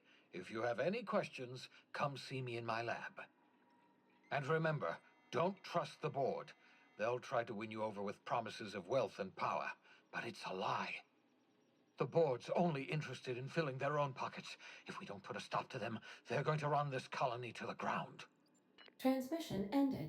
If you are ready to depart, please select a destination on your navigation terminal.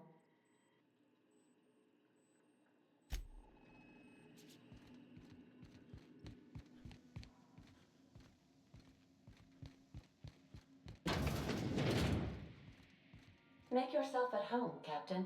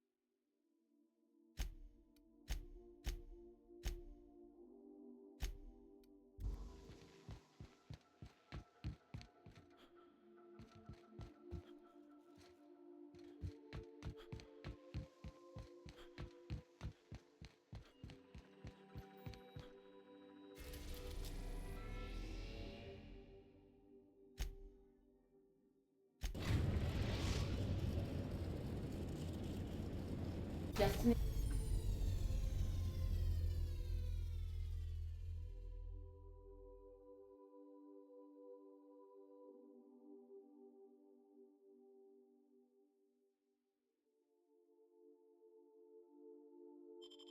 Mission reached. The Groundbreaker.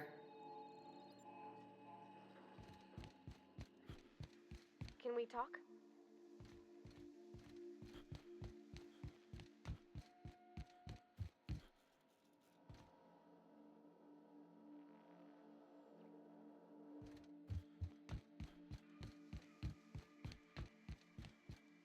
Hey, Captain. I heard that Groundbreaker's got a real good engineer. A lady named Junlei Tennyson?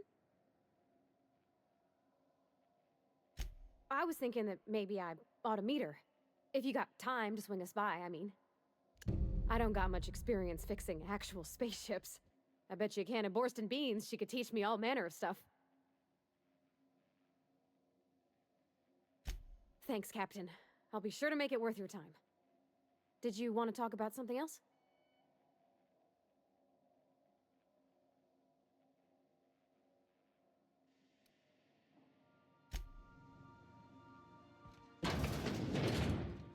I think I'll initiate an unscheduled rest cycle while you're out.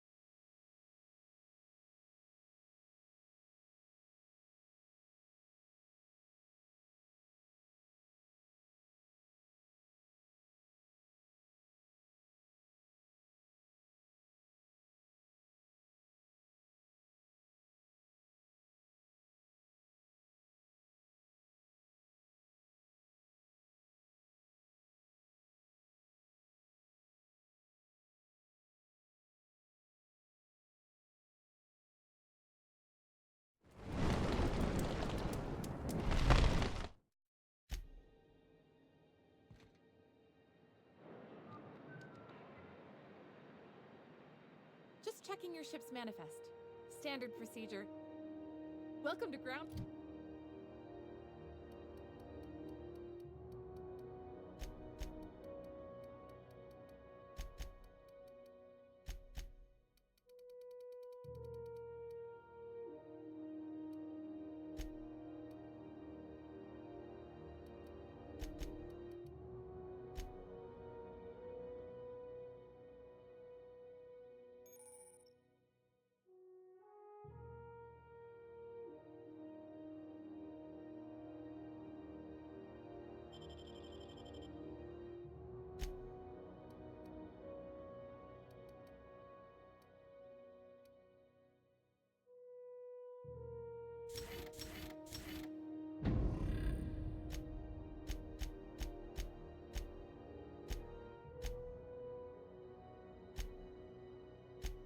Breaker by the by. Captain. Hey, Captain. I'm in space. I never thought I'd be able to say that. That's not the point. This halfwit just knocked out one of my workers. Yeah, with a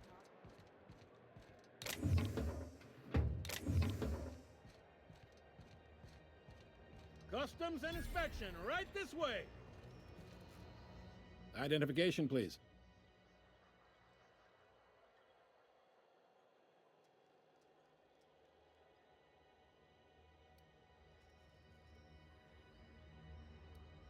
Captain Hawthorne, you said. Let me apologize in advance. I'm about to ruin your day. According to your ship's record, you've been flagged by the board. Your ship will be impounded until such a time as they see fit to lift it. But we've hardly been out of Edgewater long enough to get in trouble. Now, hold on. This isn't the end of the world. Probably.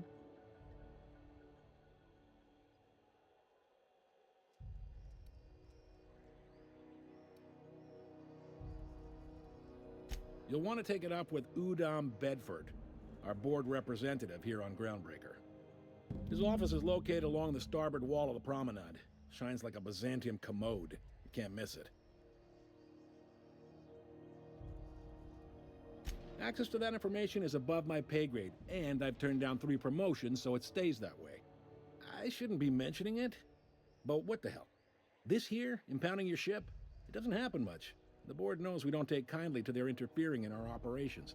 If I had to take a guess as to why, you must have riled up someone important.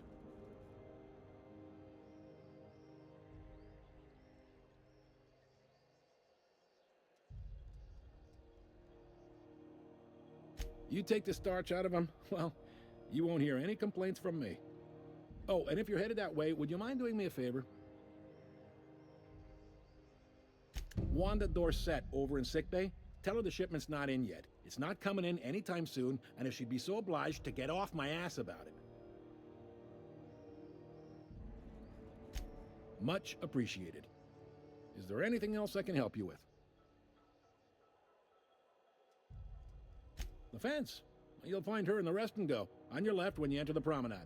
Make sure you bring an empty belly.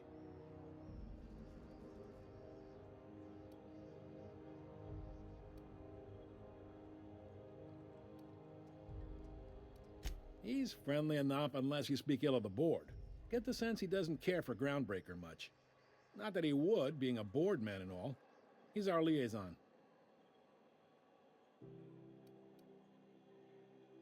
Yep, Groundbreaker's the only real independent port. Aside from us, there's just tramp freighters and wildcat miners. Seems like every year the board's offices get bigger and their ships take up more of the landing base. Haven't seen nearly as many tramp crews this year. Really likes his cereals, too. Maybe a little too much. Bit of a weird bird, all told. Don't see what's so wrong about liking cereals. They're fun. Udom takes it to an, unhealthy level.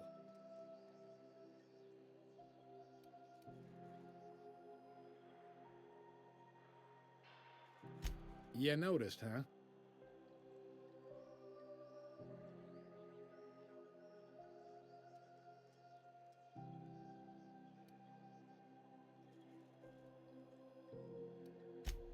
They can't abide an independent township, especially not one they gotta depend on. We're the first and last stop out of this colony. All their interstellar freighters come through us, and we skim a few bits off the top in manifest processing fees with every one. Folks around here will bluster that the board hates our freedom, but really, they know we can stop their out-system shipments anytime we like, and that terrifies them.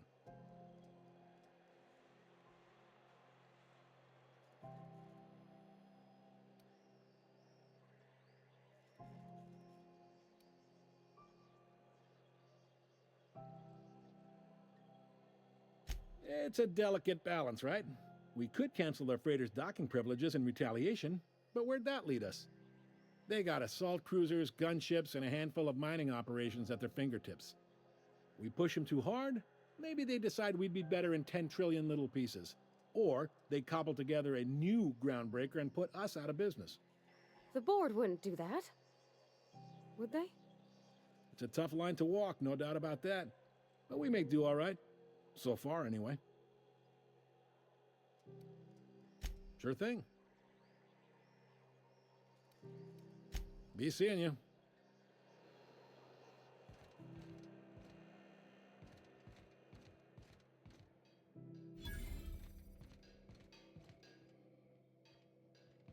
I picked up this weird signal the other day. It was coming from Monarch. Here we go again. No one lives on Monarch. It's a wasteland. Rizzo's Purpleberry Fudge. A soft, sour candy shell around a sweet purpleberry flavored center. Suckers, do it. You can do it. This is Halcyon News. We interrupt your regularly scheduled advertisement for the following story. The board would like to remind spacers and other travelers that passage to Monarch is restricted for your protection. Canyons of acid and sulfur rain are the least of the horrors plaguing the surface of Monarch. Anarchists live as one with the animals, lawless, savage, and unemployed. The board's embargo ensures that nothing can leave the planet and threaten our hardworking citizens. This has been Halcyon News, your only source for news in the Halcyon colony.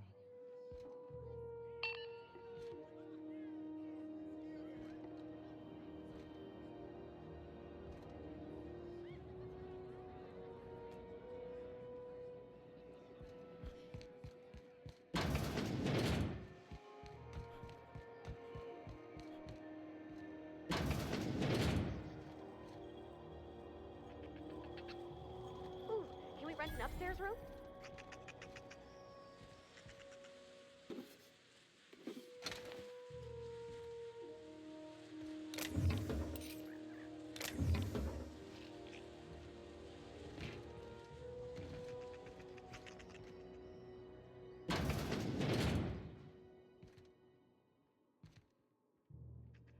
Bless my heart. A stranger come knocking on a poor old woman's door. You here for a particular reason? Or did the neighbors tell you how good my sugar cookies are? Made without a single natural ingredient, or an oven. Just like store-bought.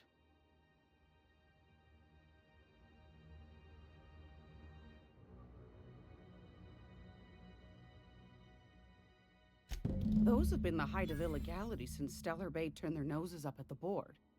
You and I could be thrown to the void just for discussing such a transaction. Lucky for us, Groundbreaker's a free port. We're outside of the board's control. For the time being, at least. Now, I only have the one nav key. And they're hard to come by these days. It won't be cheap. If you find yourself lacking in the bits, I might have an opportunity you'd be interested in.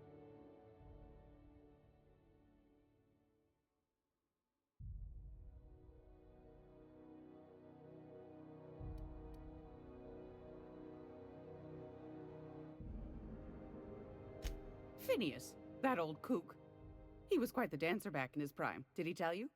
Real light on his feet. Real light on the wallet, too. He still owes me a small fortune. Laws. Maybe I should charge you double.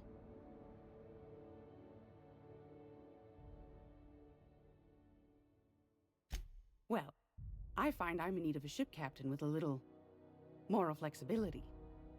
Might be this could help out the groundbreaker, as well as earn some bits. But if you've got qualms...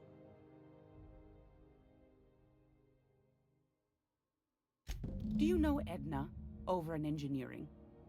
Sweet as a pea, that one. On occasion, she'll pass along transmissions I might find interesting. She sent me a recording of a distress signal she'd scraped from the groundbreaker's comm array. Curious thing is, it came from an outpost called Roseway. And Auntie Cleo abandoned that place years ago. You've got an ear for intrigue and a nose for bits. I like that. Here's a copy of the SOS recording, complete with the coordinates. If you should find a secret worth selling, might be I could find a buyer. Corporate bigwigs will pay top bit for inside information on their competitors. The more we got the corps fighting each other, the less time they got to meddle in our affairs. Don't forget to come find old Gladys when you're done.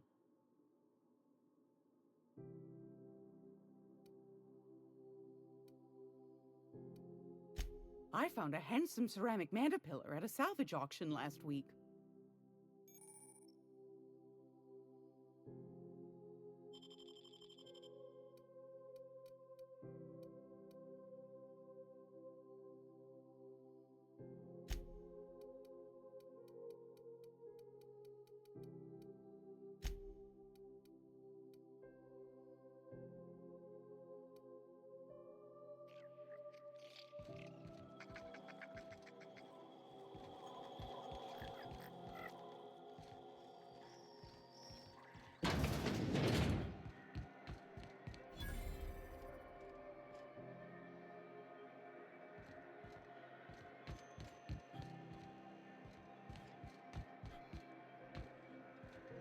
I'm not going anywhere, you hear?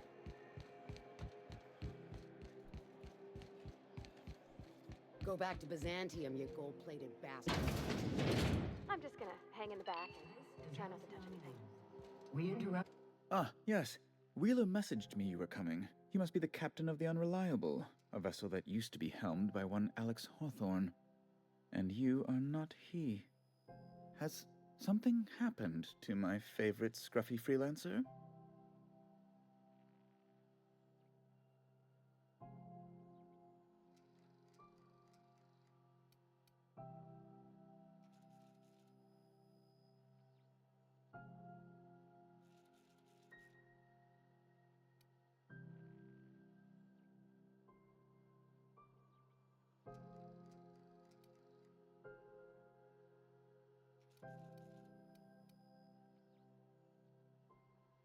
Oh no, this is terrible.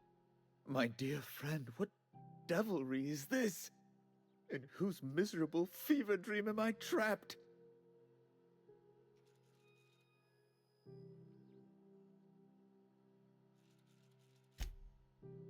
Oh, Alex. There were so many arguments we'd yet to have.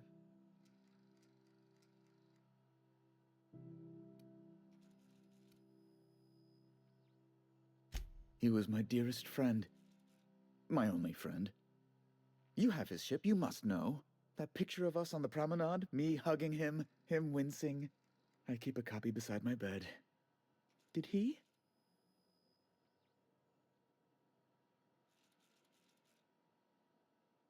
Ah, that's just like him. Such a sentimental man. Tell me, how did he die?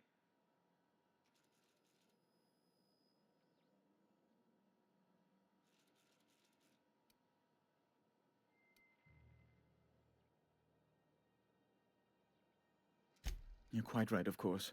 Best not to pry into such dismal things.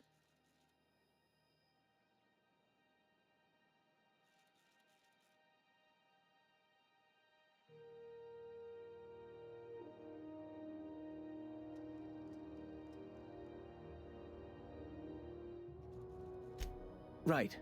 You're going important places, I'm sure. Big, exciting, important places. There, I've removed the flag from your ship. I'm terribly sorry for the inconvenience. However, before you go, Alex promised to tell me the location of Phineas Wells. I'm sure you've seen his wanted posters all over the colony. Did Alex tell you where Wells might be? Anything at all?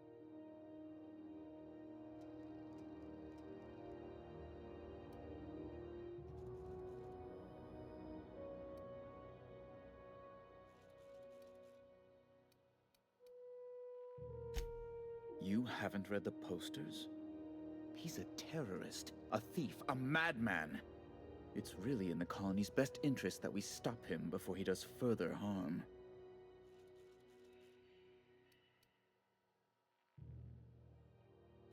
That's... well, that's just terrible news. Law, what am I going to do now? The board will have my head. Oh, I'm sorry. This is terribly unprofessional of me. Is there anything else I might help you with?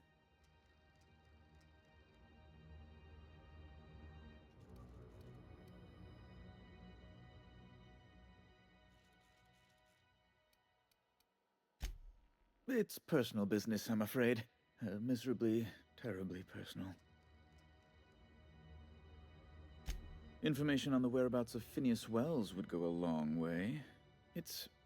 Well, it's my white whale, I suppose.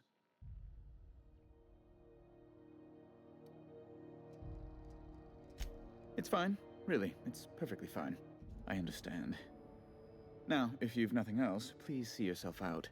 I'd like to drown myself in work.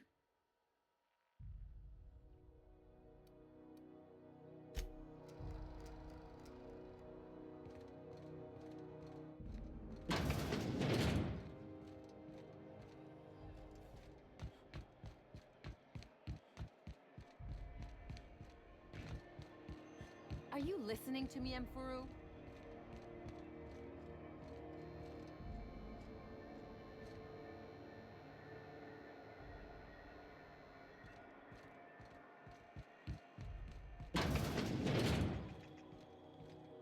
This is Halcyon News. We interrupt your regularly scheduled... Craig Law, is it hot in here? Or is it just my glands acting up again?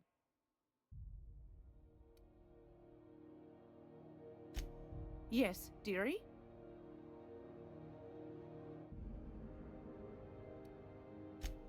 Anytime, sweetheart. You know where to find me. Here, take a candy with you.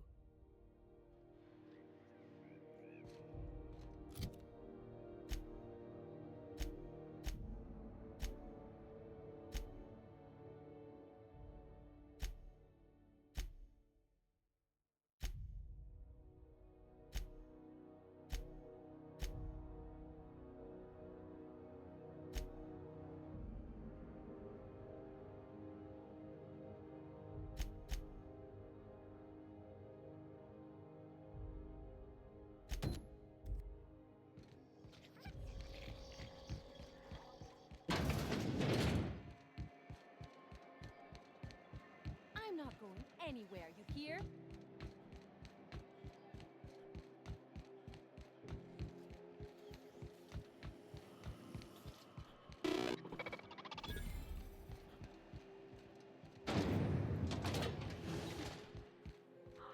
Are those XF411s? And an old Yakita 37? You think they'd let me peek at the power plant? Junlei Tennyson. I'm captain around here, but chief to my friends. Hope you don't mind the formal introduction. Groundbreaker doesn't see many visitors.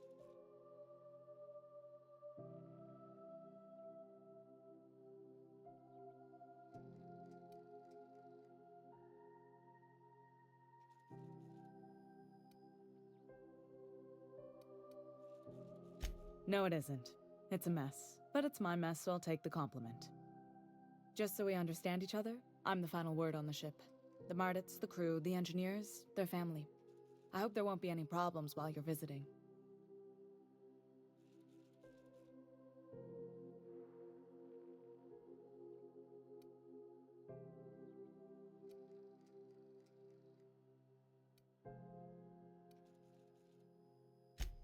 Good. Don't go making trouble, and chances are you won't find any. That's how I like it here. So what brings you to Groundbreaker? I'm curious, even though 9 times out of 10 the answer's just passing through.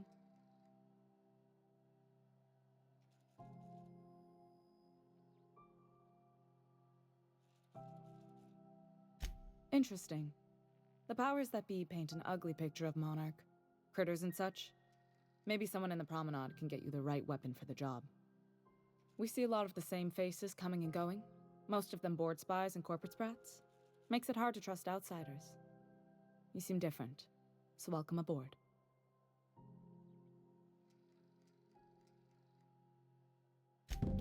What? I didn't think you just... Parvati, is it? That's a lovely name. What can I do for you? I was just thinking, I haven't got much experience working with actual, real spaceships, Miss Junlei. Chief Junlei. Junlei is fine.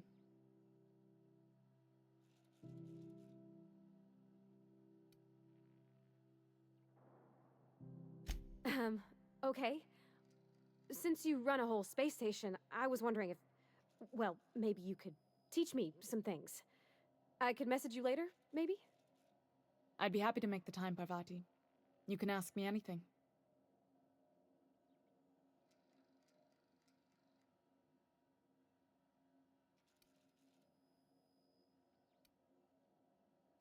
Wow, great! I'll do that then. Messages. Later. Oh, your name's pretty too. I should have said... Sorry. I like it.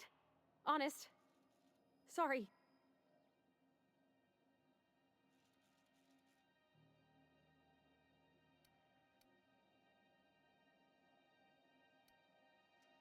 Couldn't have done it without your moral support, Captain. Now, if there's nothing else, there are other parts of the ship begging for my attention.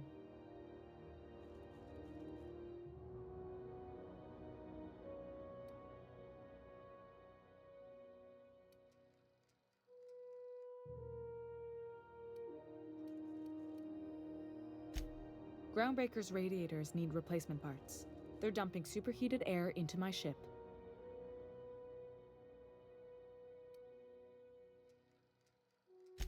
My engineers have managed to keep the heat to livable levels, but all the fixes are temporary. This wound is bound to fester. Only the board has access to new parts, and I won't let them swindle me into a corner.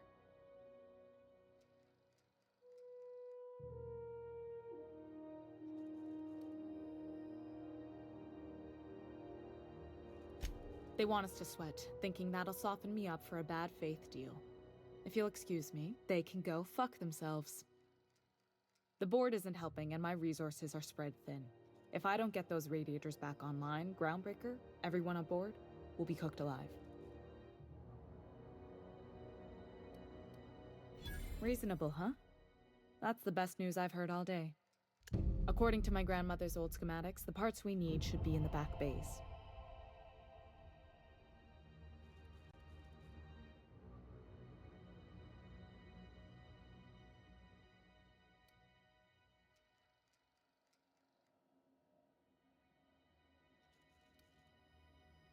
Hold on.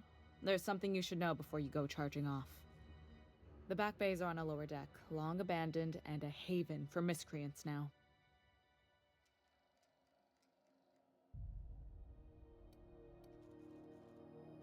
Good. Once you've obtained the parts, we can proceed to the next phase of repairs.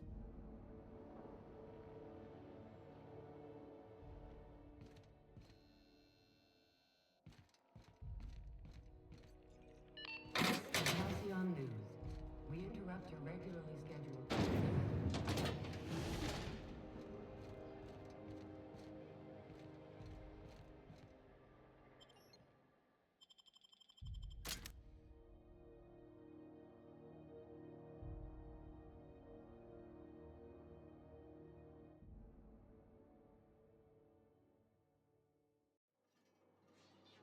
Who the... Hey, McRed, were you expecting any company? A neighbor from above approaches our realm. Back away now, or you'll parley with the king. Look at this ripe piece of meat just sizzling on the grill. Yum, yum. Time to feed the flames. It's nothing personal. Promise. Is this what carbon monoxide poisoning looks like? I don't think this deck is too well ventilated. You came with the crew. Welcome. We got plenty of space to spread out, but only room for one captain.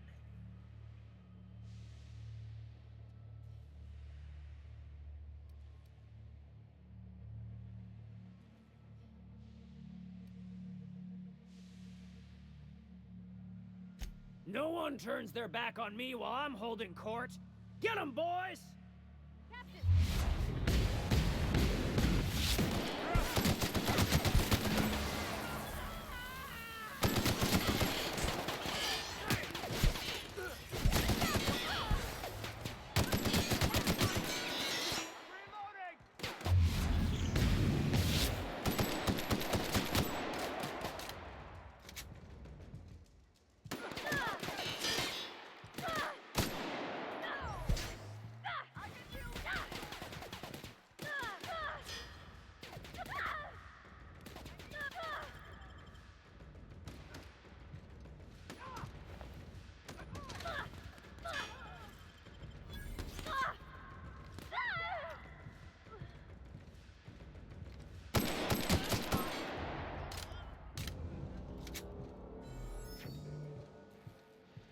For me.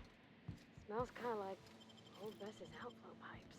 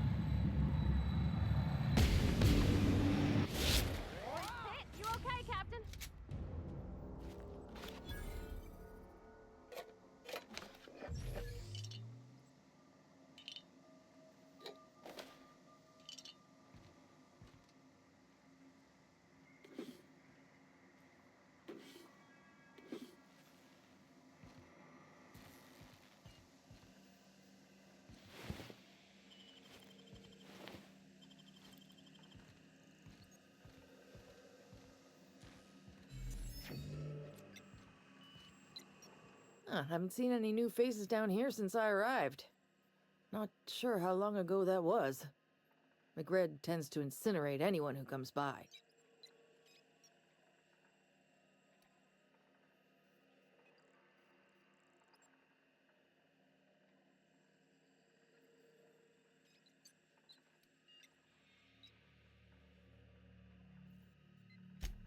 I'll get back to my post.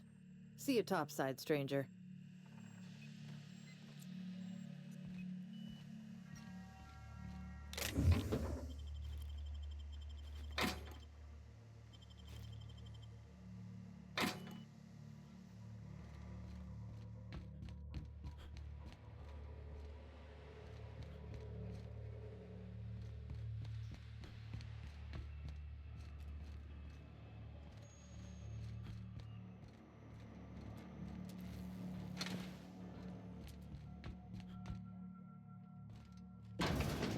Get branded when they join McRed's crew.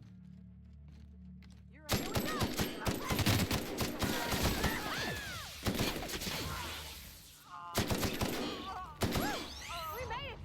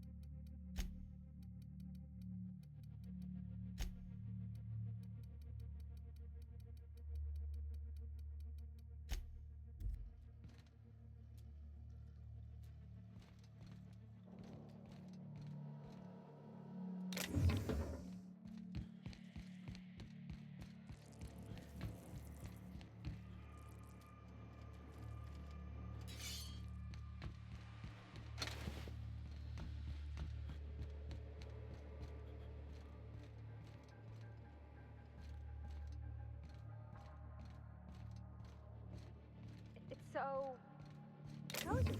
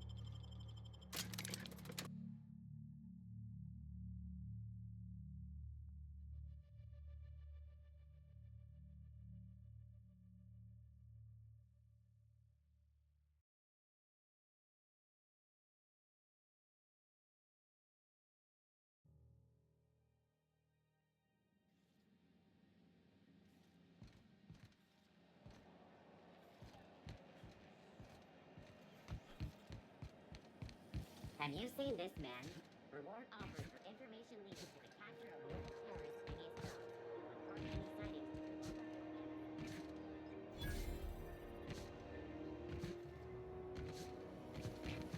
Rizzo's mom site.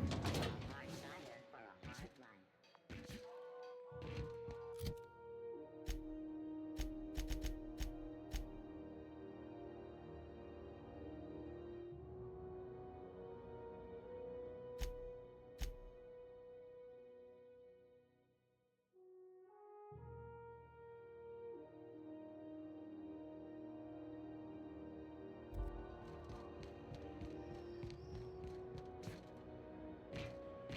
Heard from the lasses down on 22 that you did.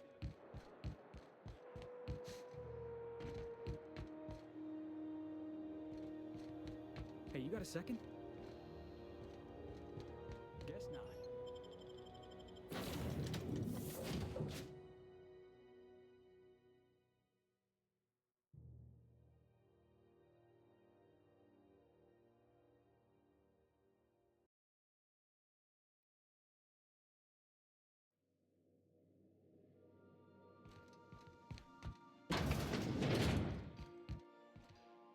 Hey, Captain.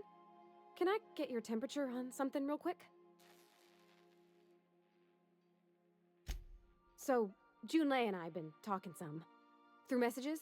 I got him here on my datapad, and well, she sent me a poem. One she wrote her own self, I'm pretty sure. I don't know if I should read into it. Because poems are all symbolic and such, right? It's not so good. But real sweet.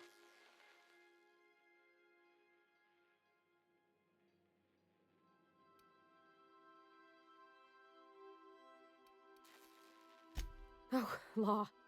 That's what's got me spooked. I don't rightly know. It's about this engine that's been shaking itself apart. Then this lady mechanic comes by and lays one hand on it. And the trouble goes away. It sings. I don't want to get too hopeful, but I'm wondering if maybe she's the engine and I'm the lady?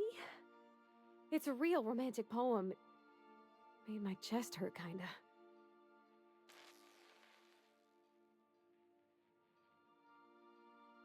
I don't know where it's leading yet, or if I'm misinterpreting. I'm not much interested in physical stuff. Never have been. Leastways not like other folks seem to be. It's not that I can't, I just don't care for it. It's been a problem in the past. The folk who wanted to be with me back in the Vale, they said I was cold.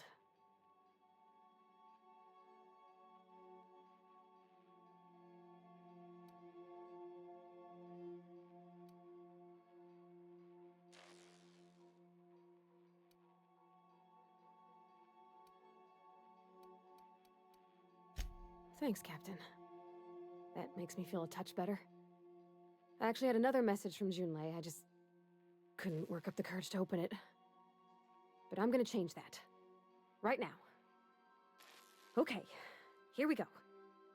Let's see here. Talking about old friends, got to thinking... Isabel? Who's Isabel?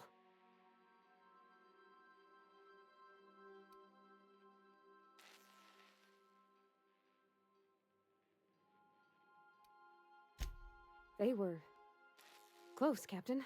Like, more than friends close.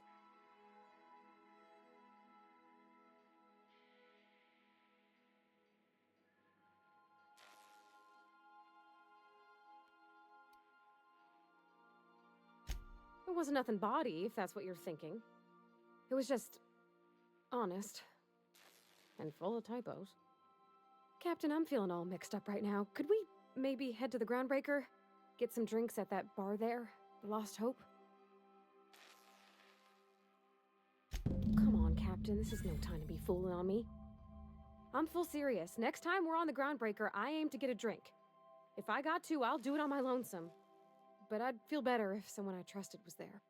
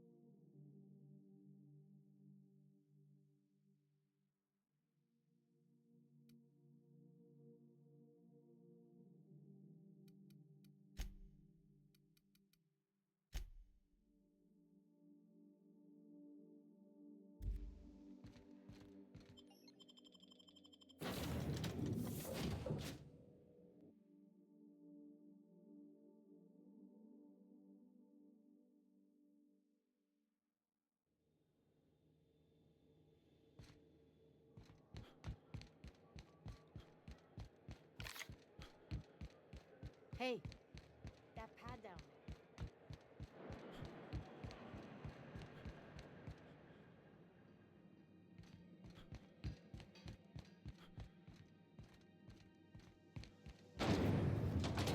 There goes Purpleberry Punch. You want a punch? You got your punch right here. So, how's this work? Do we get a table? Stand in a corner? Advertisement for the fall.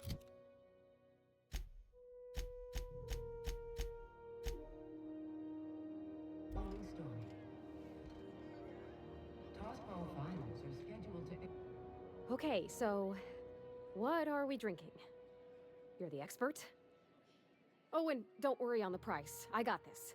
Let's just do it proper.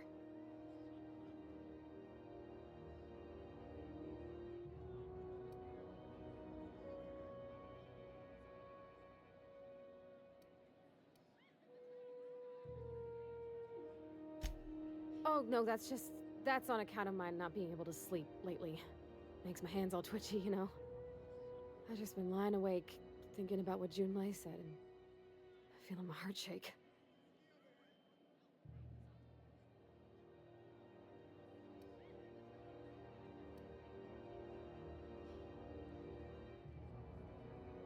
Well, drunk's what I'm aiming for, so I'll take your word on it. Bottoms up! Oh! No, it's good, I'm fine. I just didn't expect it to taste like... oh, propellant. Oh, stars, I can feel it settling. Oh, Captain. I'm pining for June like something fierce. What am I doing?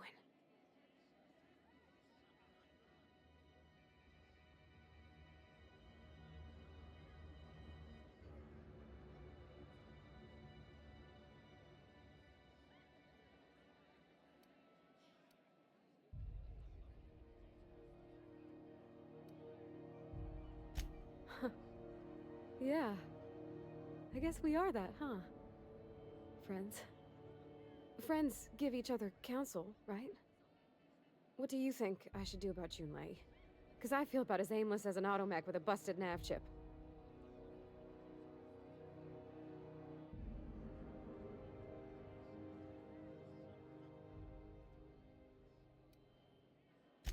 You and me both, Captain. I'm just... She brought up another lady, you know? Isabel. Why would she do that? Maybe I've been making a right fool of myself this whole time. Maybe she's not interested after all.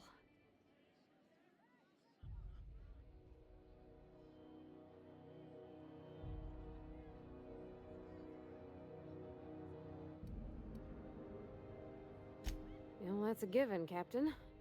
I can't not worry myself to bits about the things that matter to me.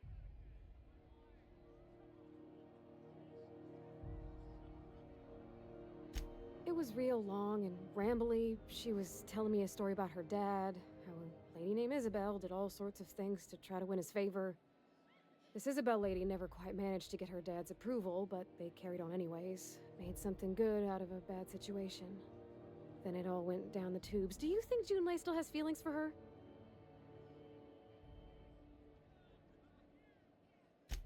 I just got a lot of feelings, Captain, and they're all climbing up my throat. I need another drink. Right now. Before I lose my nerve.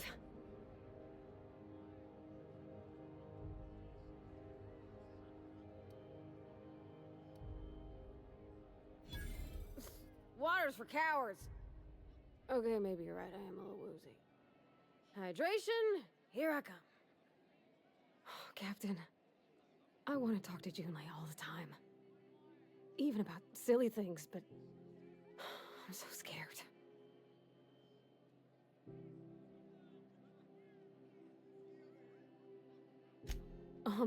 Everything? I got a solar system's worth of terrifying questions swirling around my head. Does she think I'm as pretty as I think she's handsome? What if she doesn't like me? What if she does? What if she's still got feelings for that lady, Isabel? What if we get together and she gets bored of me?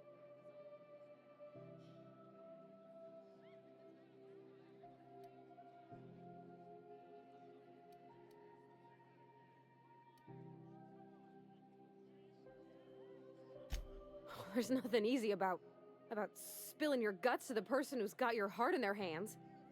You know I'm not interested in physical affection. Well, it's tripped folks up in the past. Folks I thought cared about me for me. What if she's not okay with that?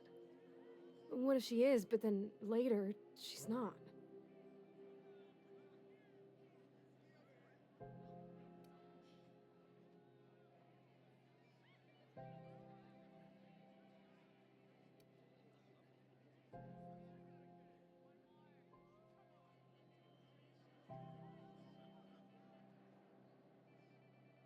Of course. Wouldn't you be?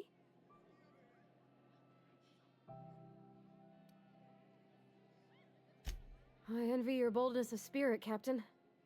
I can only hope a little bit of it rubs off on me. But, gosh, I don't know that I got that in me. Sometimes I feel real mean inside, Captain. I think ungenerous thoughts.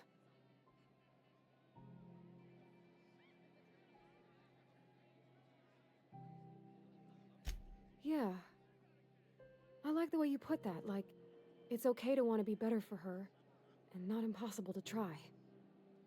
Well, Captain, this has been a whole lot. I got just... wow. So much to think about.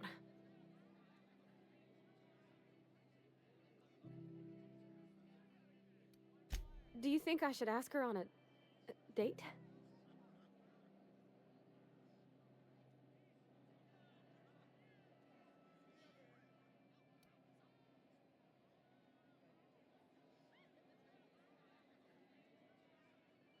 Okay.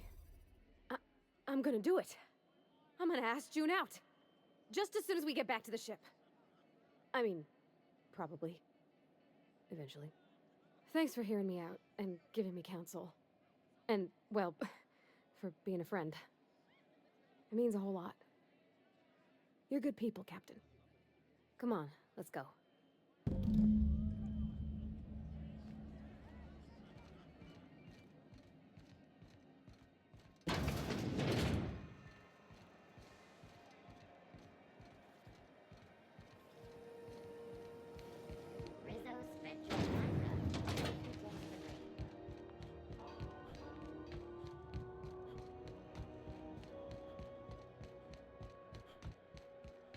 Have either of the assault cruisers ever put into ground?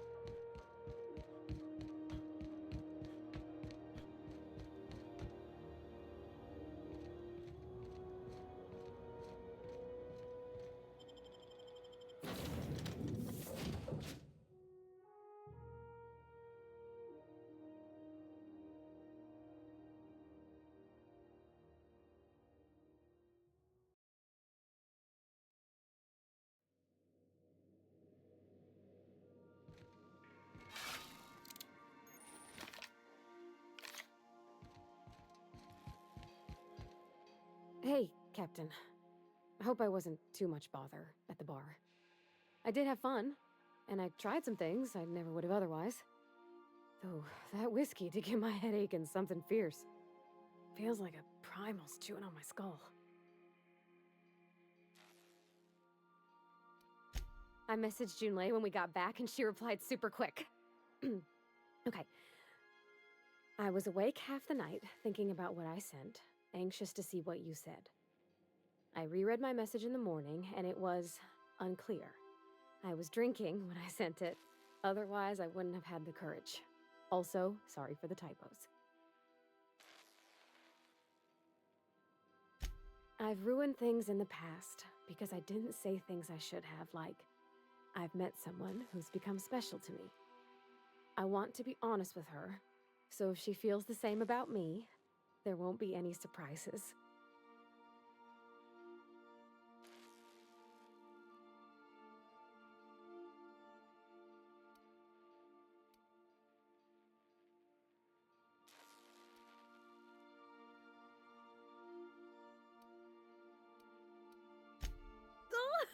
Isn't she sweet? Like one of those two-bit romances where one soul's all stiff and formal and, I should be glad to perhaps take hold of your hand, miss. I ought to go write her back. I mean, I already did. Twice. But anyhow, thanks for taking me out, Captain.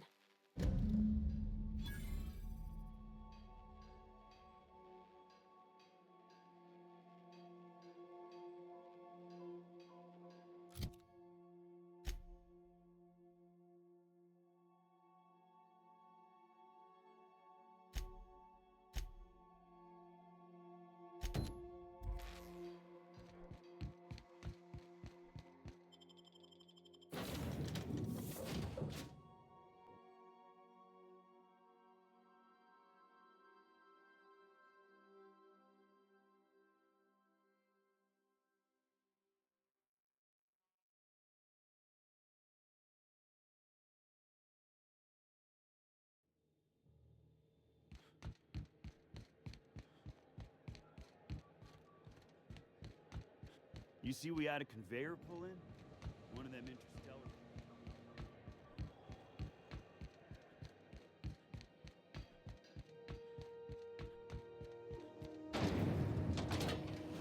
Rizzo's Purple Berry Crunch. Sugar Hill Flakes and Purple Berry flavored power nuggets. Now at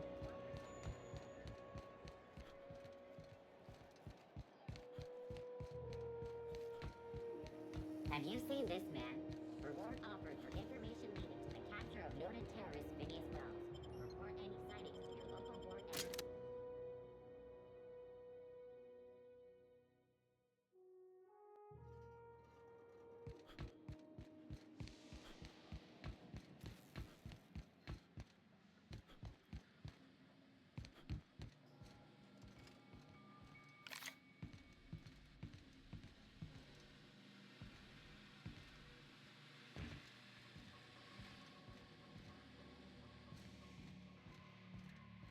This place is falling apart. Can't spell groundbreaker without broken. Oh, wait. Nice one!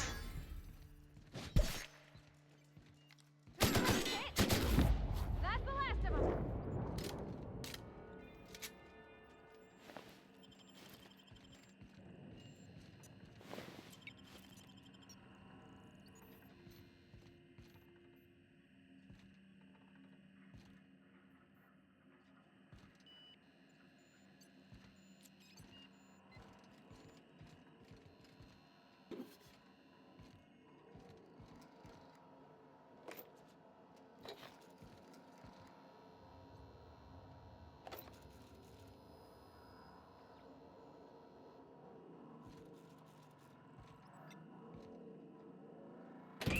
Leia's gonna be pleased as pie when we show her these.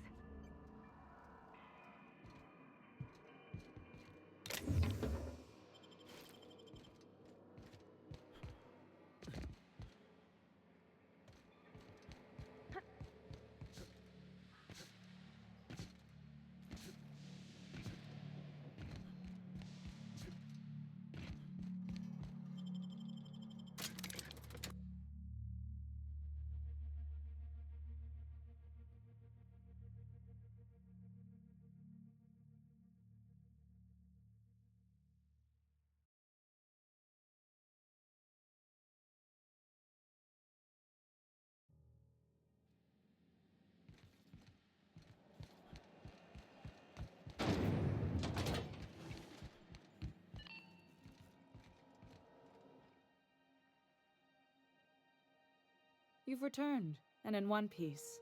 Color me impressed.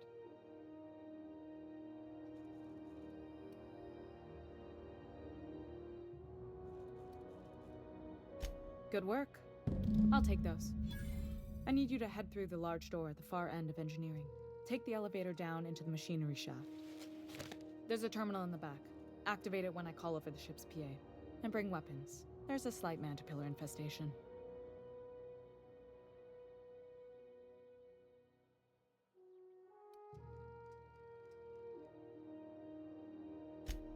More than a few. Less than a hive. Nothing you can't handle. We were salvaging parts from a ship. Turned out there were eggs inside. They got into the radiators, and here we are.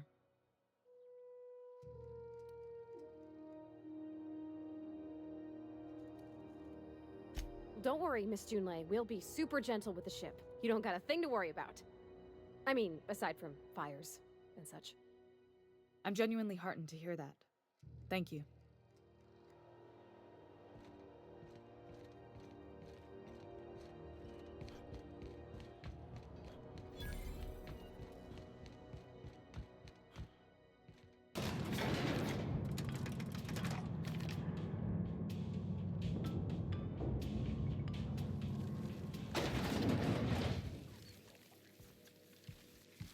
Keep him quiet, Cap. The controls are in the back of the machinery shaft area. Keep clear of the base. You don't need to kill the mantis. You might train them if you did. Know anything about giant insects?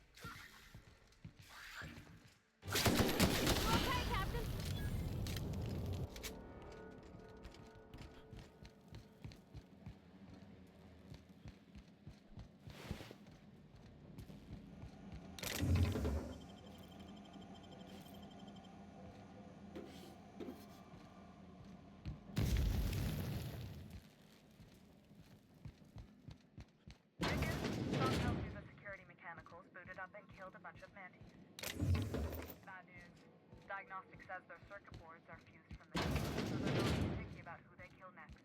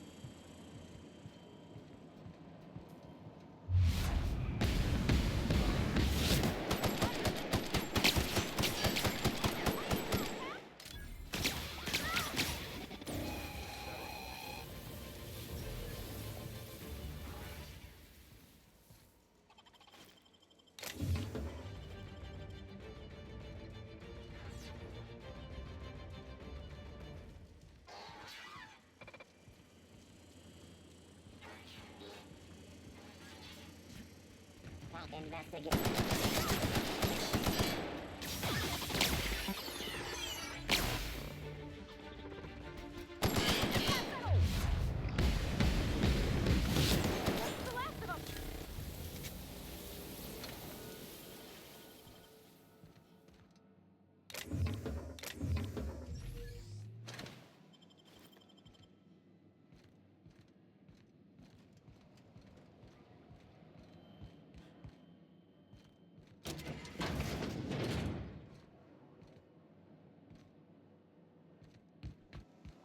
That's the terminal. I have the parts in position on my side. Go ahead and cycle the droplet pumps. And if you don't know...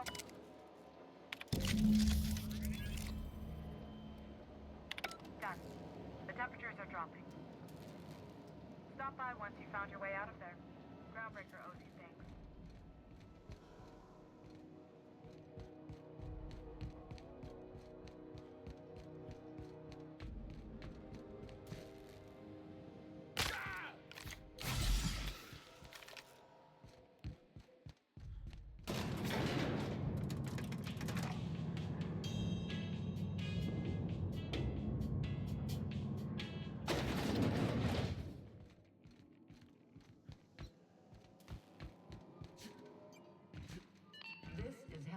News.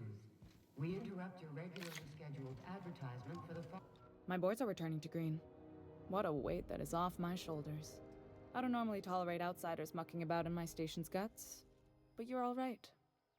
The temperature should be dropping as we speak. I'll see to it the crew knows who kept us all from boiling alive. If you've got time, I believe Edna has a comms issue that could use your attention. I've also authorized Doc and Furu to sell you our premium meds.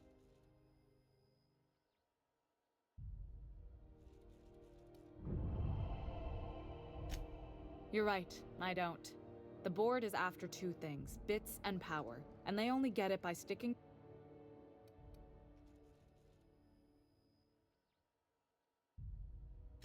You've got my attention.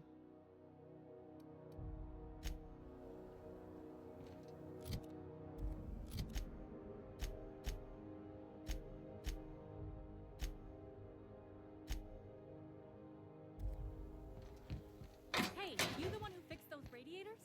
Nice work. You really saved our buns. Whenever you're free, let's have a chat. You aiming to send a message? If so, we best do it now while we still got time.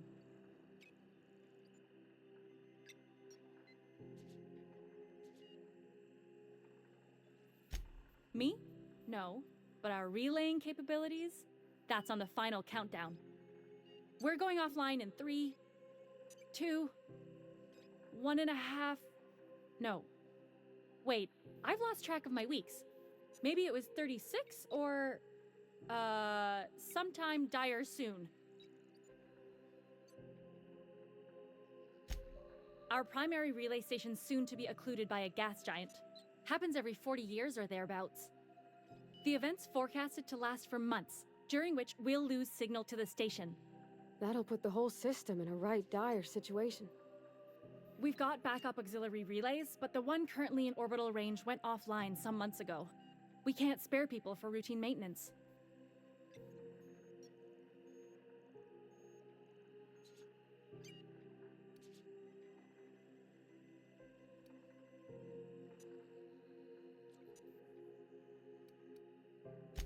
Yeah, I'm working on it.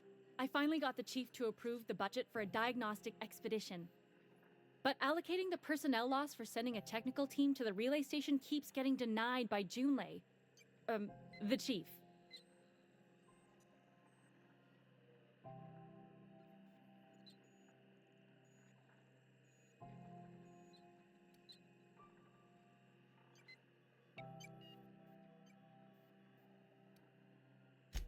I should say no, but why not?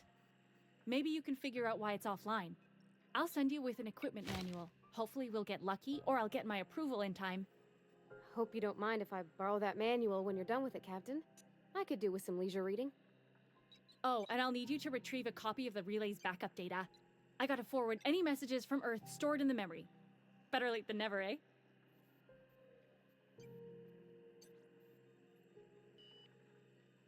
It's not like they're in high demand.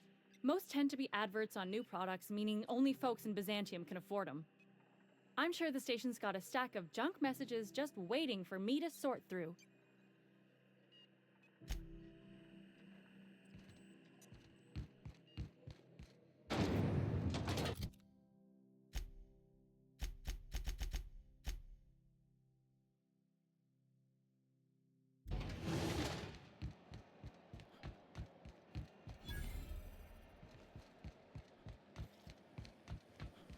C&P chicken and potatoes at C&P. I'm not going anywhere, you hear?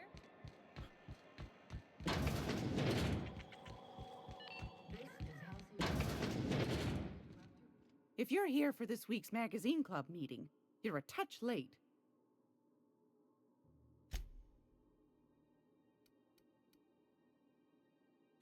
What do you want, then? My hard-earned wisdom?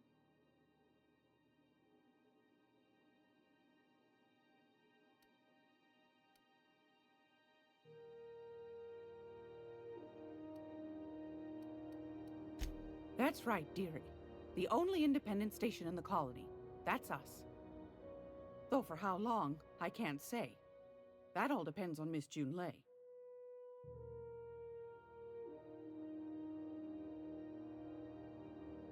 The board can't abide a community that won't bend to its will.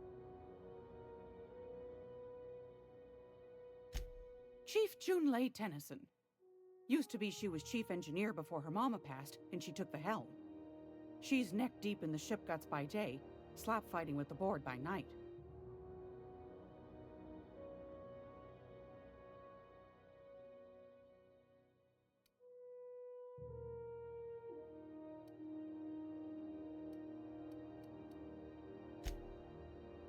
Hold on. You already met her. What are you asking me about her for? Bit straight-laced for my tastes, but that's just her nature. She's fierce, too. A fighter. And between you and me, I think the fight's starting to wear on her. Go right ahead, sweetheart.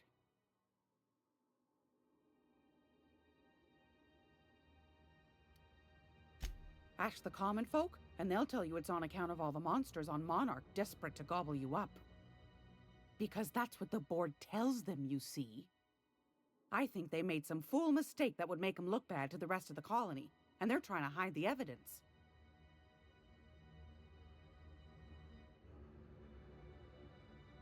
Those board folk are real prideful-like.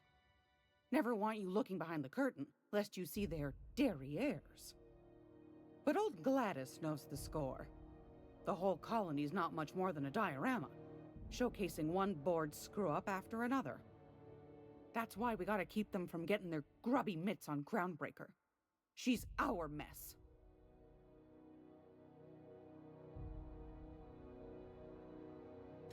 Probably. Every once in a while, we get these snippets of radio chatter. Edna shows them to me. Some man hooting and hollering about the light in us all. Claims he's transmitting from Monarch, but who knows if that's true. Might be true. Might be some new trick from the board. Anytime, sweetheart. You know where to find me.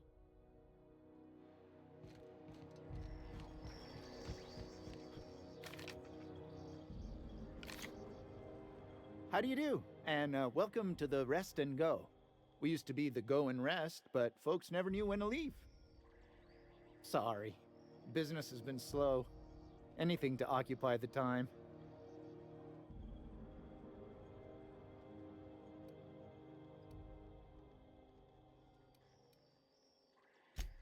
Didn't quite catch that. You'll have to speak up. Glass ear? Sorry, there's a lot of static on my end. Nothing to fear. Sorry again. The sound of Groundbreaker's engines has really got to me over the years.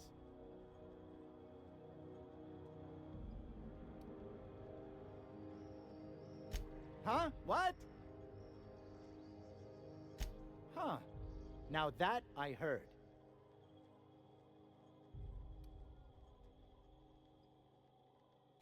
Of course, most of our supplies come and go through merchants. Company ships and salvage runs are the only traffic we tend to get. I try and steer clear of that creepy fellow in the moon mask. If there's a cost to being a company man, he paid it in spades.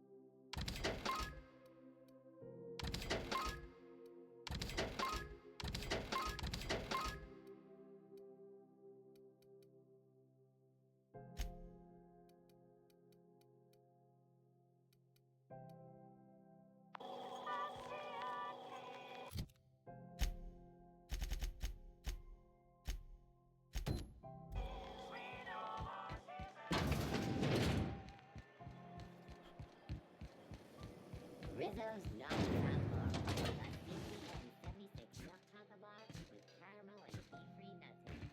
It's time for a trial.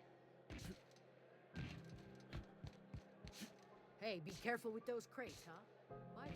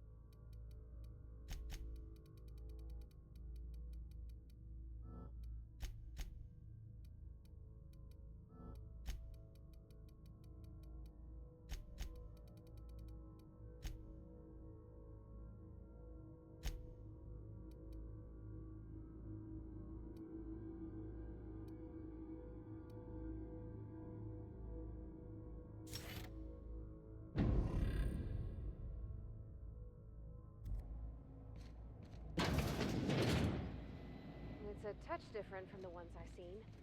Shouldn't be so hard to get it patched up, though.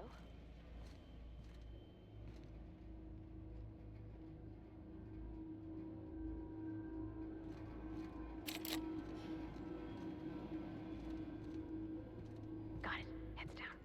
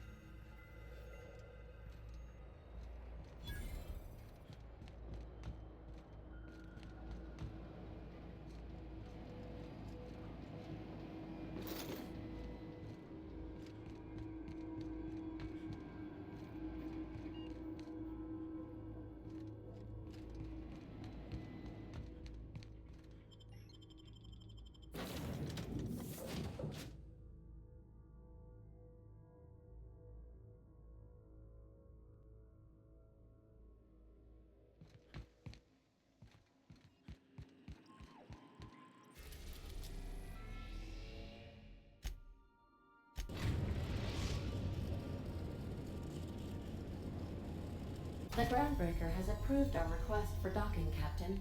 You're free to disembark.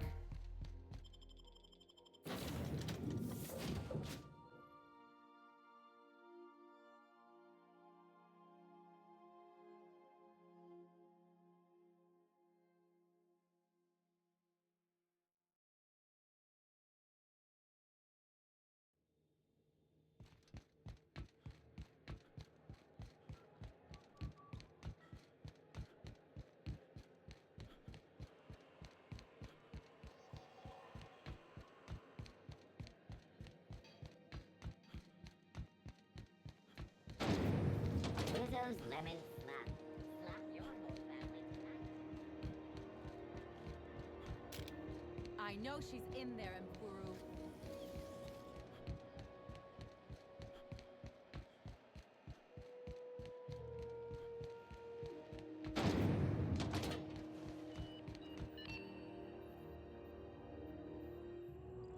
My comm center already got an update ping from the backup relay. I trust everything went smoothly. Thanks. That's odd. The only messages in the queue are encrypted ones. Looking at the transmission logs, the relay hasn't received a single unencrypted message in the past 36 months. Must be on account of some new security red tape. Well, whatever's the cause, the board and the Earth Minister will see it sorted. Thanks again for saving my derriere. I secured quite the payment authorization for you from Chief Junlei. Try not to spend it all in one place.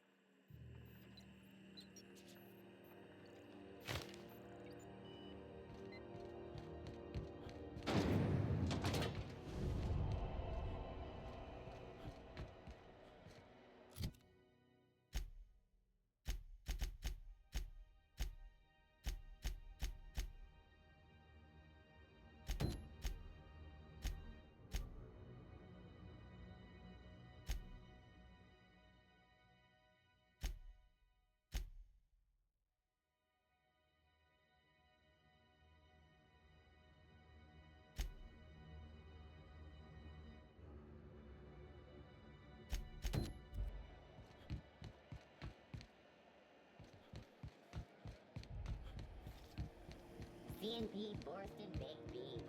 When you need to... I'm not going anywhere, you hear?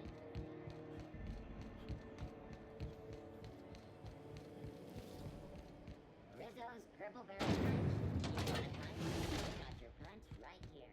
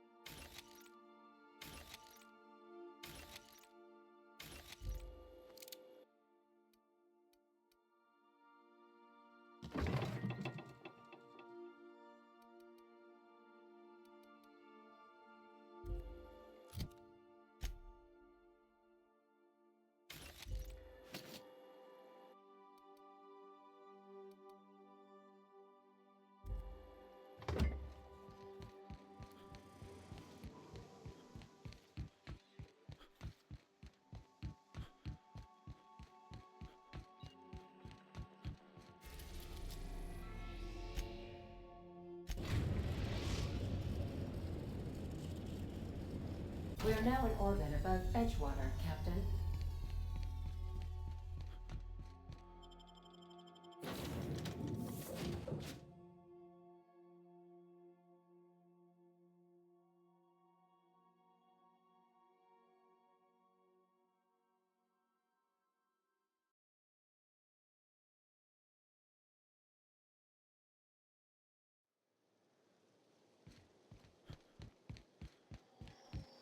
What was that?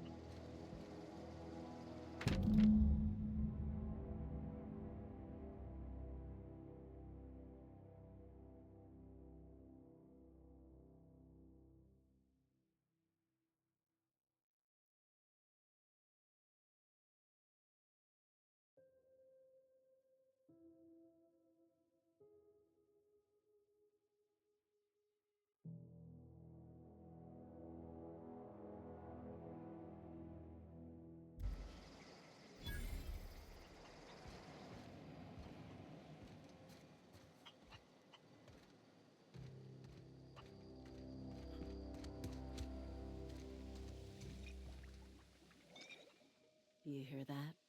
That low, pleasant hum of electricity? It whispers across the veil like the winds of change. You've done well. I would have paid my last 5 bits to see the look on Reed's face when the last lamp in town burnt out and the cannery fell to silence.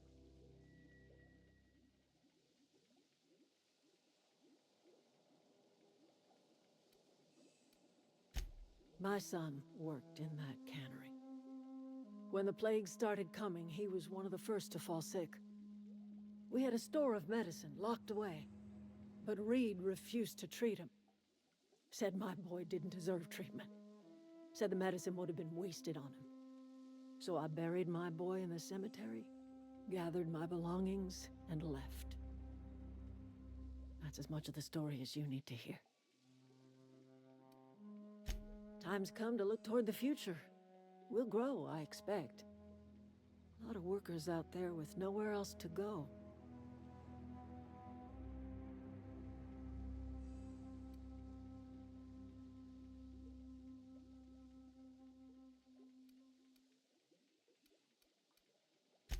I don't look forward to turning folk away. Camp's gotta stay pure, though. Can't have corporate loyalists mixing with us, no matter how desperate they may be. I am curious. Why did you help us? You don't know who we are. You don't owe us a thing. The plant's crawling with mechanicals, so it stands to reason you risked your life.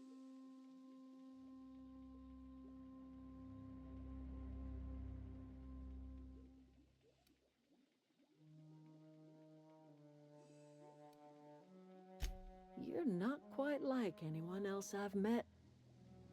You haven't had your consciousness programmed by the board. You're welcome among us if you're ever so inclined.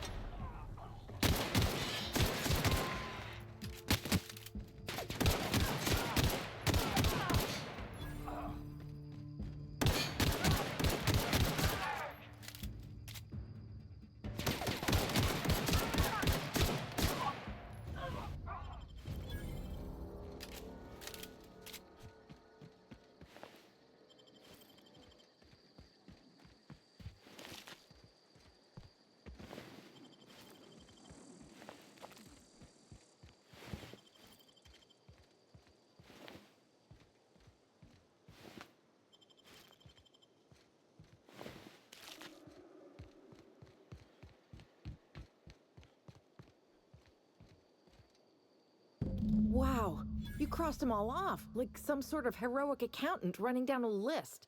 Teach me your ways.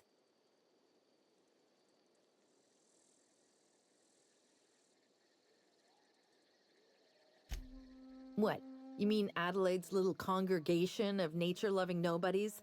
I could not possibly be less interested in them. You, on the other hand, you were a sight to behold. If I had half your skills, I'd be the greatest outlaw the coast has ever seen.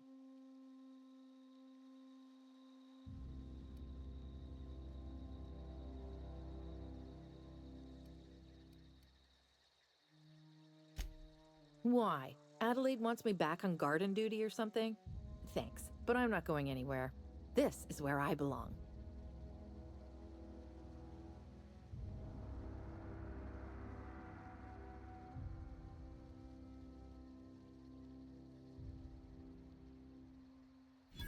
And no serial dramas.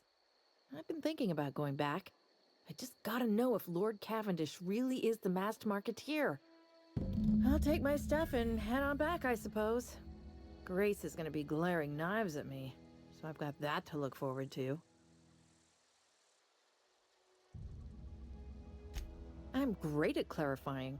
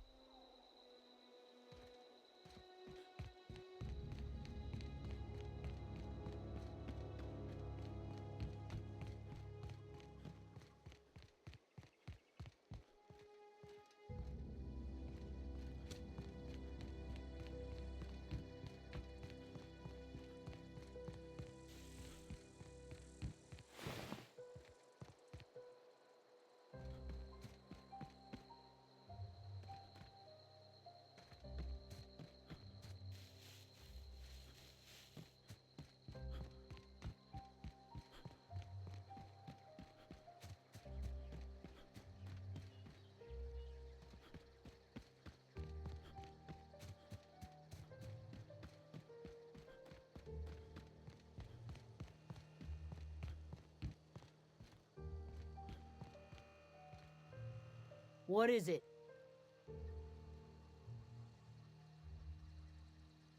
We didn't always get along, but I'm glad to know she's safe.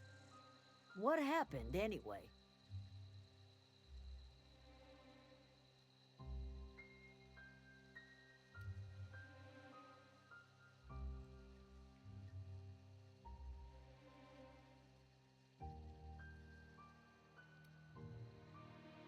Zoe joined up with a band of marauders. Zoe. The same Zoe who doesn't know a barrel from a trigger. Well, I've heard stranger things. You pretty much did my job for me. Least I could do is pay you for your trouble. Let me know if I can do something for you.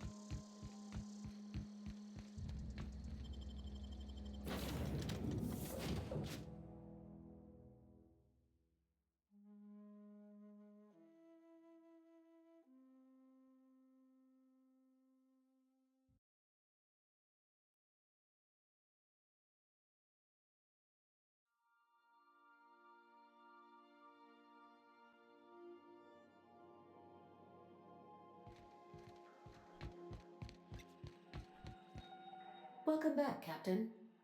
How can I be of assistance?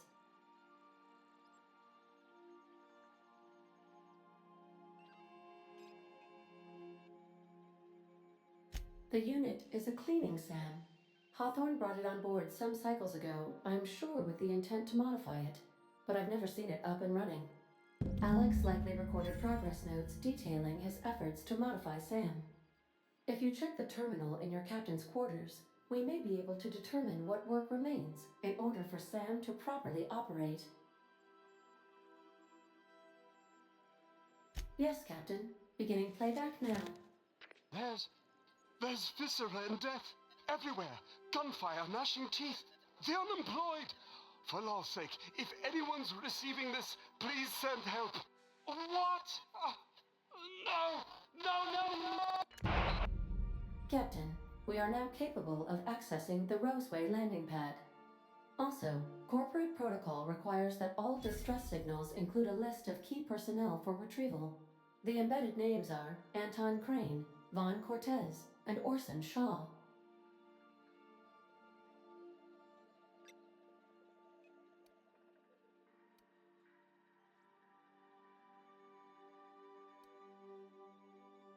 Goodbye.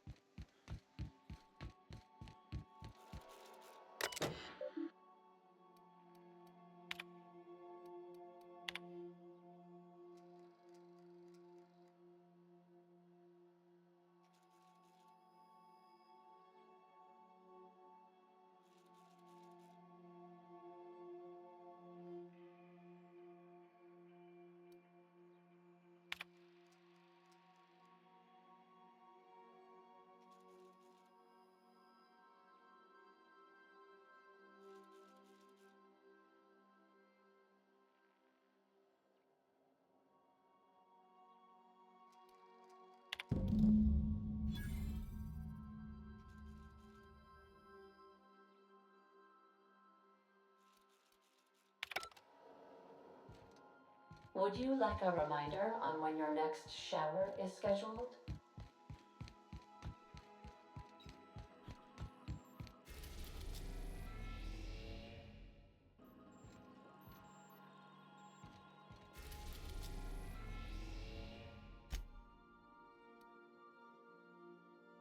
We're now in orbit above Roseway, Captain.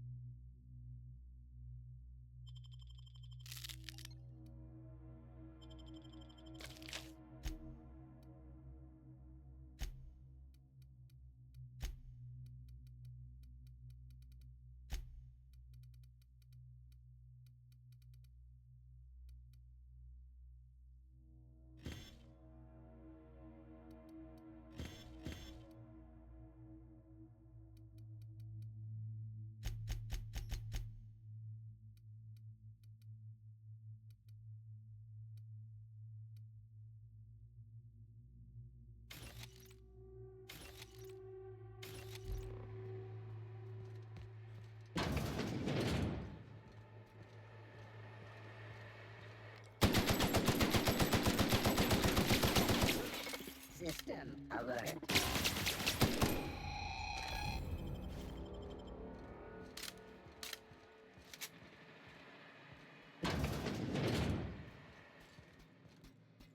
Unexpected.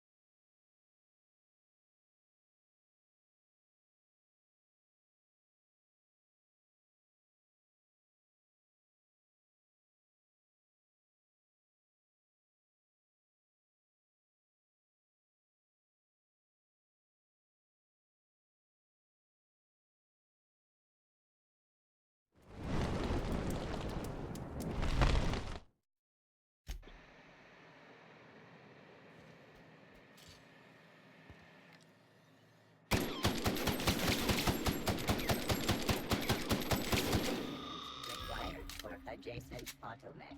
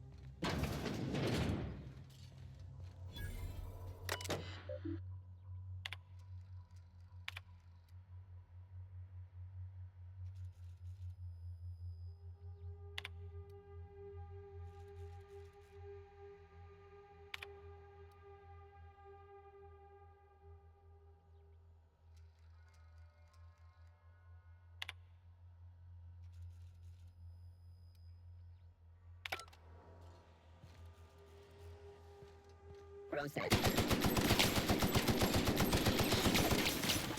Searching for unauthorized persons.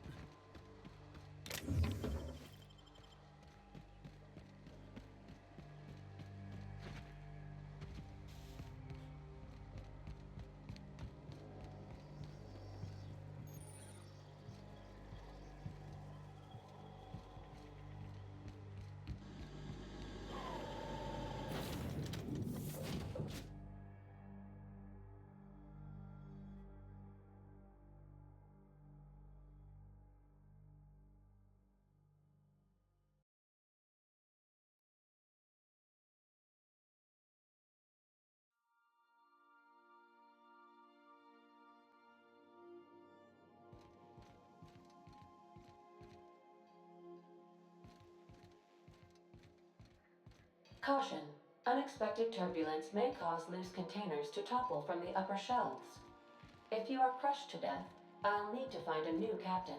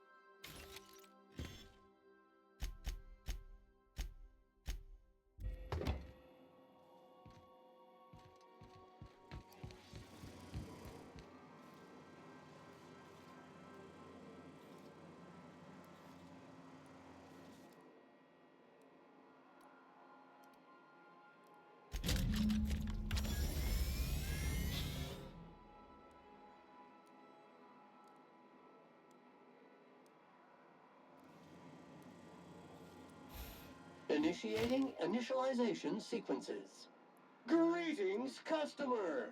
This SAM unit is unable to locate your registered information. Would you like to register your SAM? Registering new owner. Captain. SAM units live to clean and clean to live.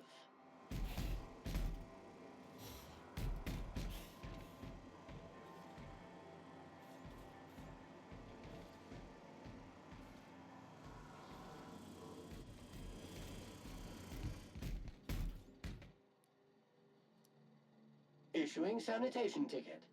Error. Refill printer paper.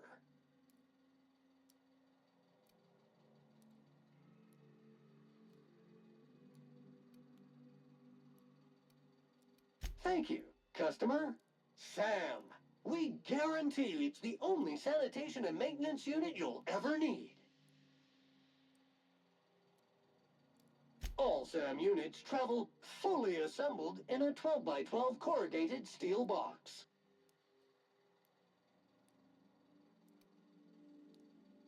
Did you know SAM units are capable of equipping regulation-grade flamethrower nozzles? Upgrade your attachment today and get to firing away.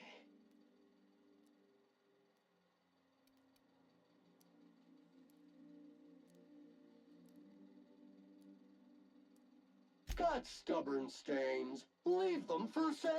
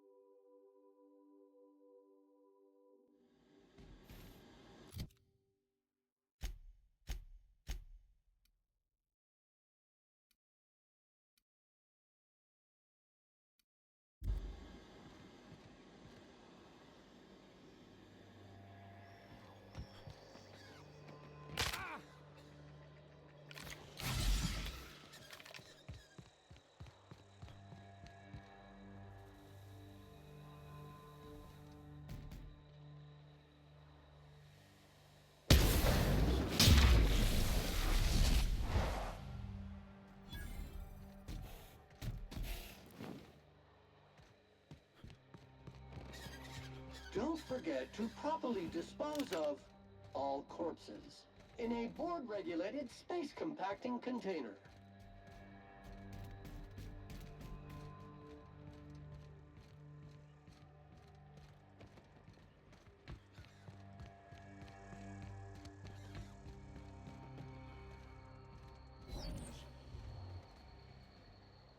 Please, clear the roadway.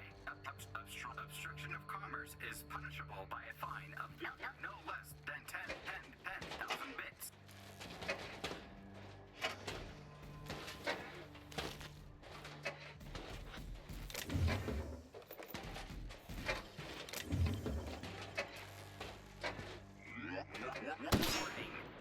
Having obstruction.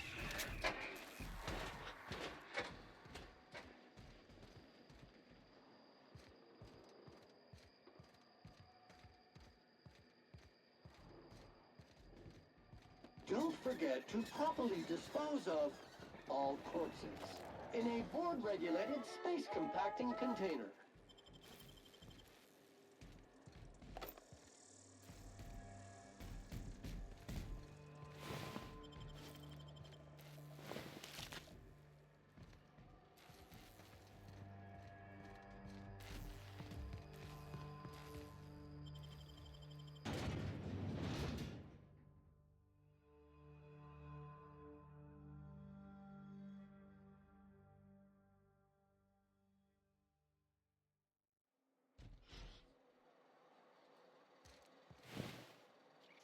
Entering quiet mode.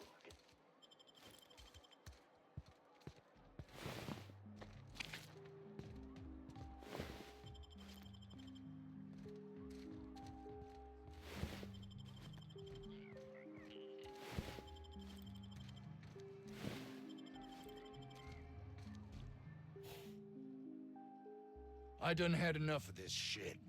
I'm just the fucking tarmac guard. No one said nothing about fighting no raps. Alarms went off, raps broke loose, and I hightailed it in here to get a wall between me and them beasts.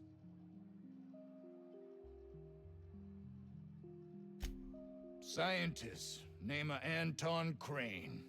Someone said he's panicking inside the comm center. What do you think? I'm the landing pad guard. I was standing out on the fucking tarmac. Hell of a job until all this. Anything else you'd like to know? Distress call? From here? Shit. They told me that weren't allowed. Got me. I just do what I'm told, and I was told not to do such. Oh, before I forget, Auntie Cleo's makes the best pharmaceuticals in Halcyon. Better than nature. Not like that crap Spacer's Choice peddles.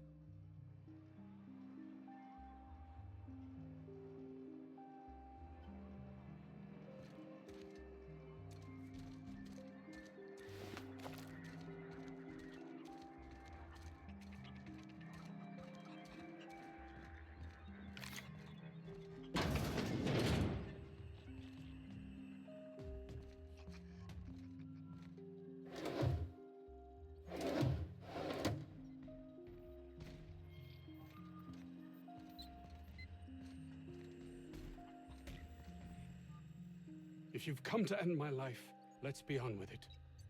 Oh, not actually one of them, are you?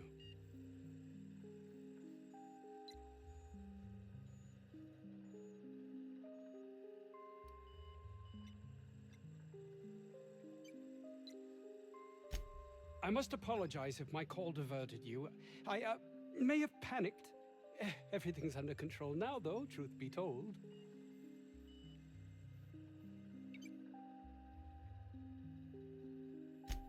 I'm not at liberty to discuss the nature of the work I'm doing here. Suffice it to say that its importance to me, to the colony, is immeasurable.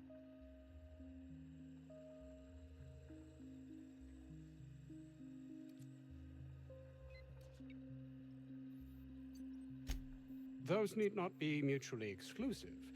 My work would benefit everyone, and not just within our colony.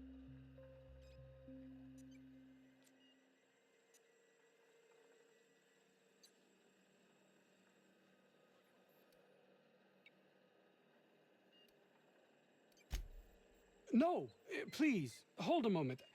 Our security forces have proven themselves to be quite worthless. You seem someone not averse to risking your life if the pay were right. Might I interest you in an arrangement of sorts?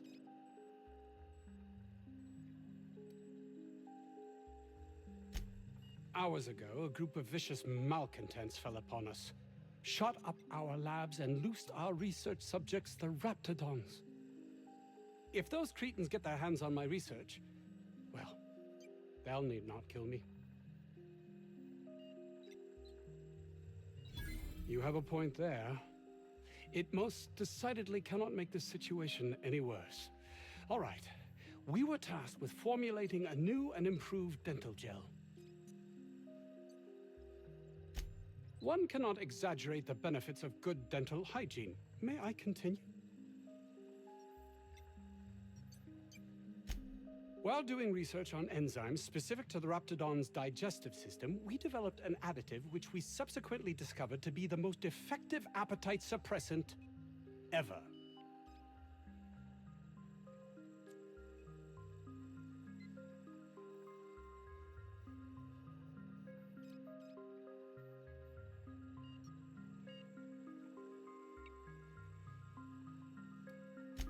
Not just any diet toothpaste, the ultimate diet toothpaste.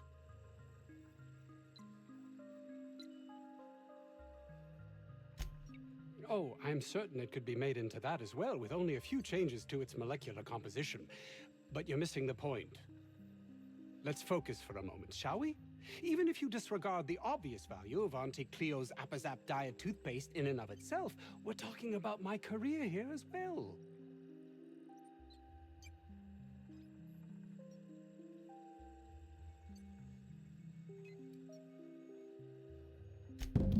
Yes, but don't kill her mother if it's avoidable. We've need of her to replenish our stocks. I think there's gas in the lab somewhere that can be used to put them out. The research is in the safe in my office. You'll have need of my code and keycard. The lab's entrance is in the side of a hill. You can't miss it if you just follow the road. You'll pass by the town's original... by the Grand Architect. Jameson. He's in the old lab.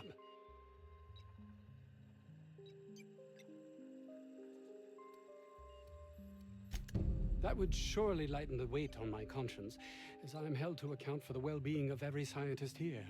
Too many have been lost. Too many black marks against my name, as it were. And far too much paperwork.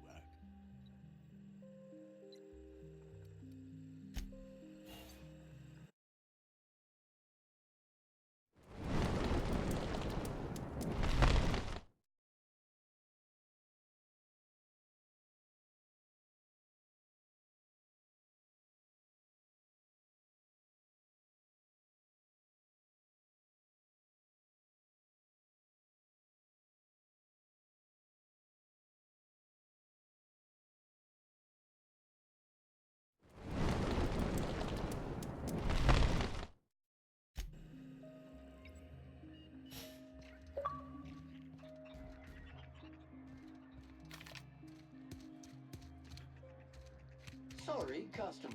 That request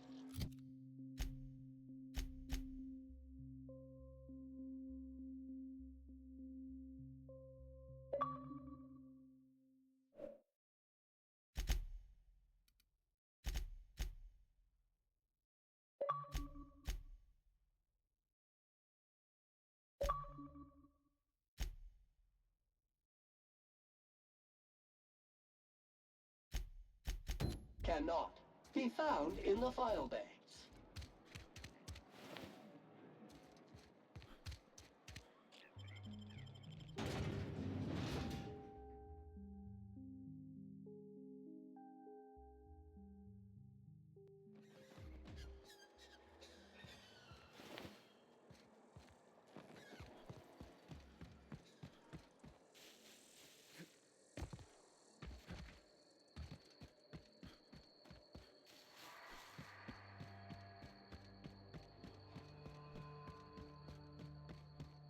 Accidents are the #1 cause of unexpected messes. Dirt alert! Dirt alert! Toxin neutralized! Dirt scoured with prey. Object is soon to be speckless. Sanitation and maintenance job fulfilled.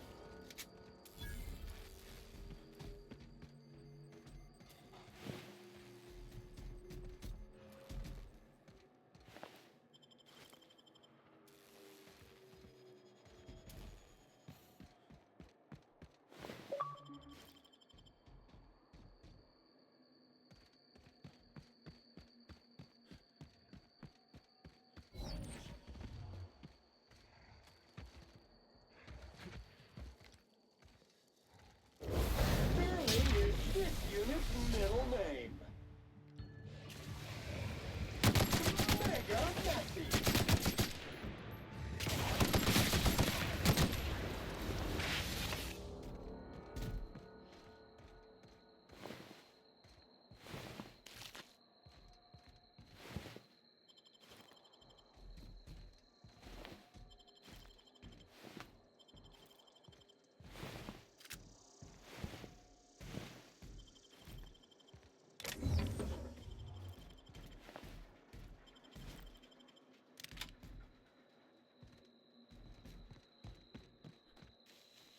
Performing a sweep of the area.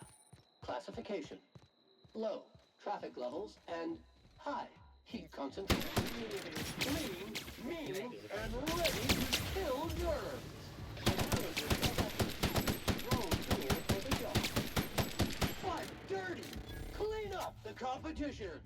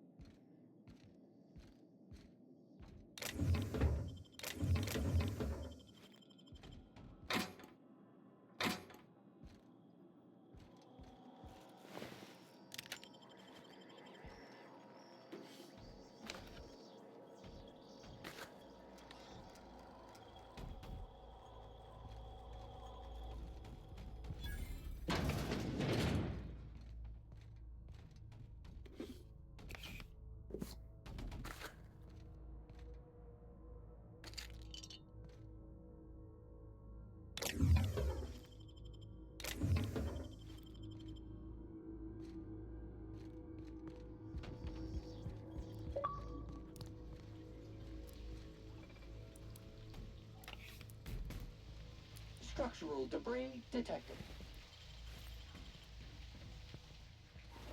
Muting volume now.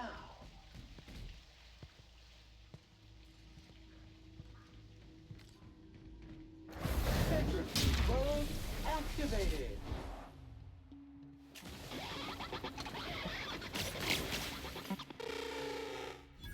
Passive mode.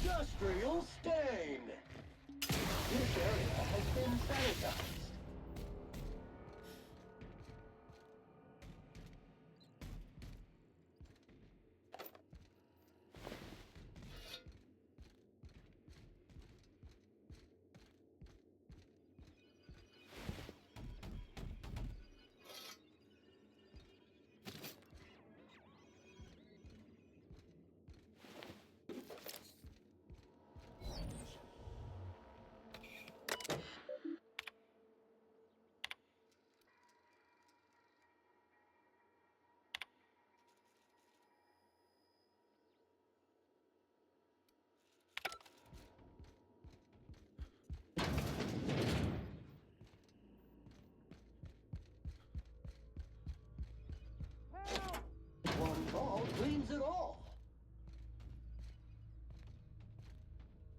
How the... Wait, I know you. You're responsible for the Emerald Vale fiasco. How the hell did you get in here?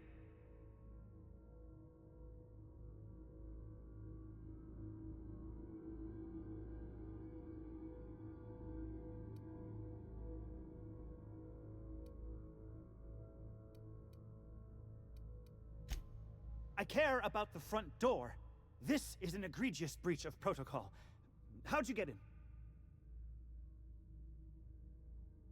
Ugh. Can't use the centrifuge without supervision. Can't file reports without him double-checking their every word. Can't save myself from mortal peril. It's like he thinks I'm a child. His hands-on management style is coming to a point of contention, I tell you.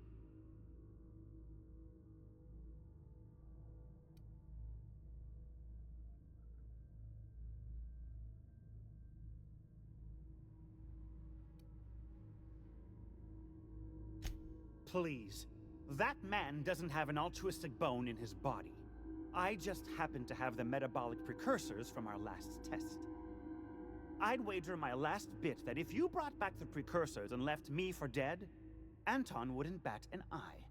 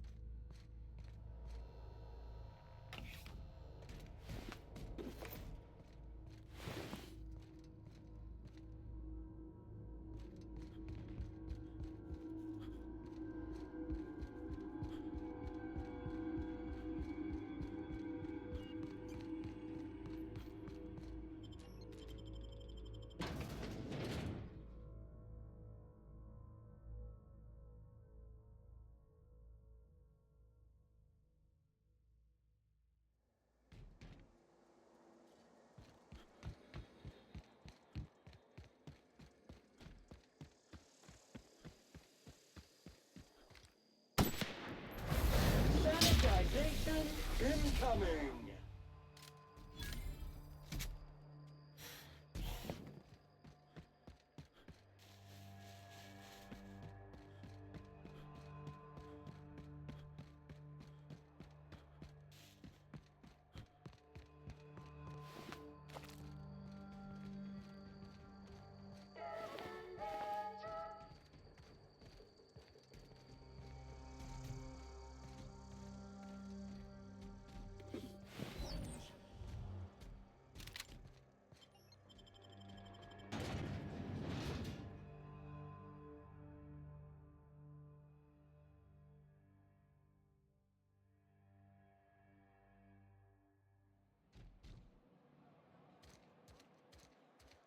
The ventilation shaft runs from the bottom.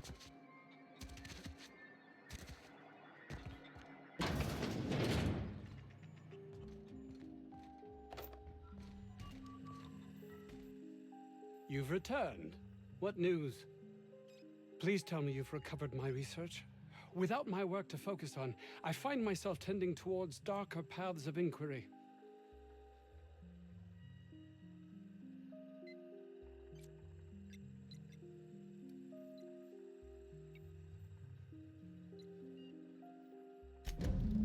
That is wonderful news. I'd feared the worst.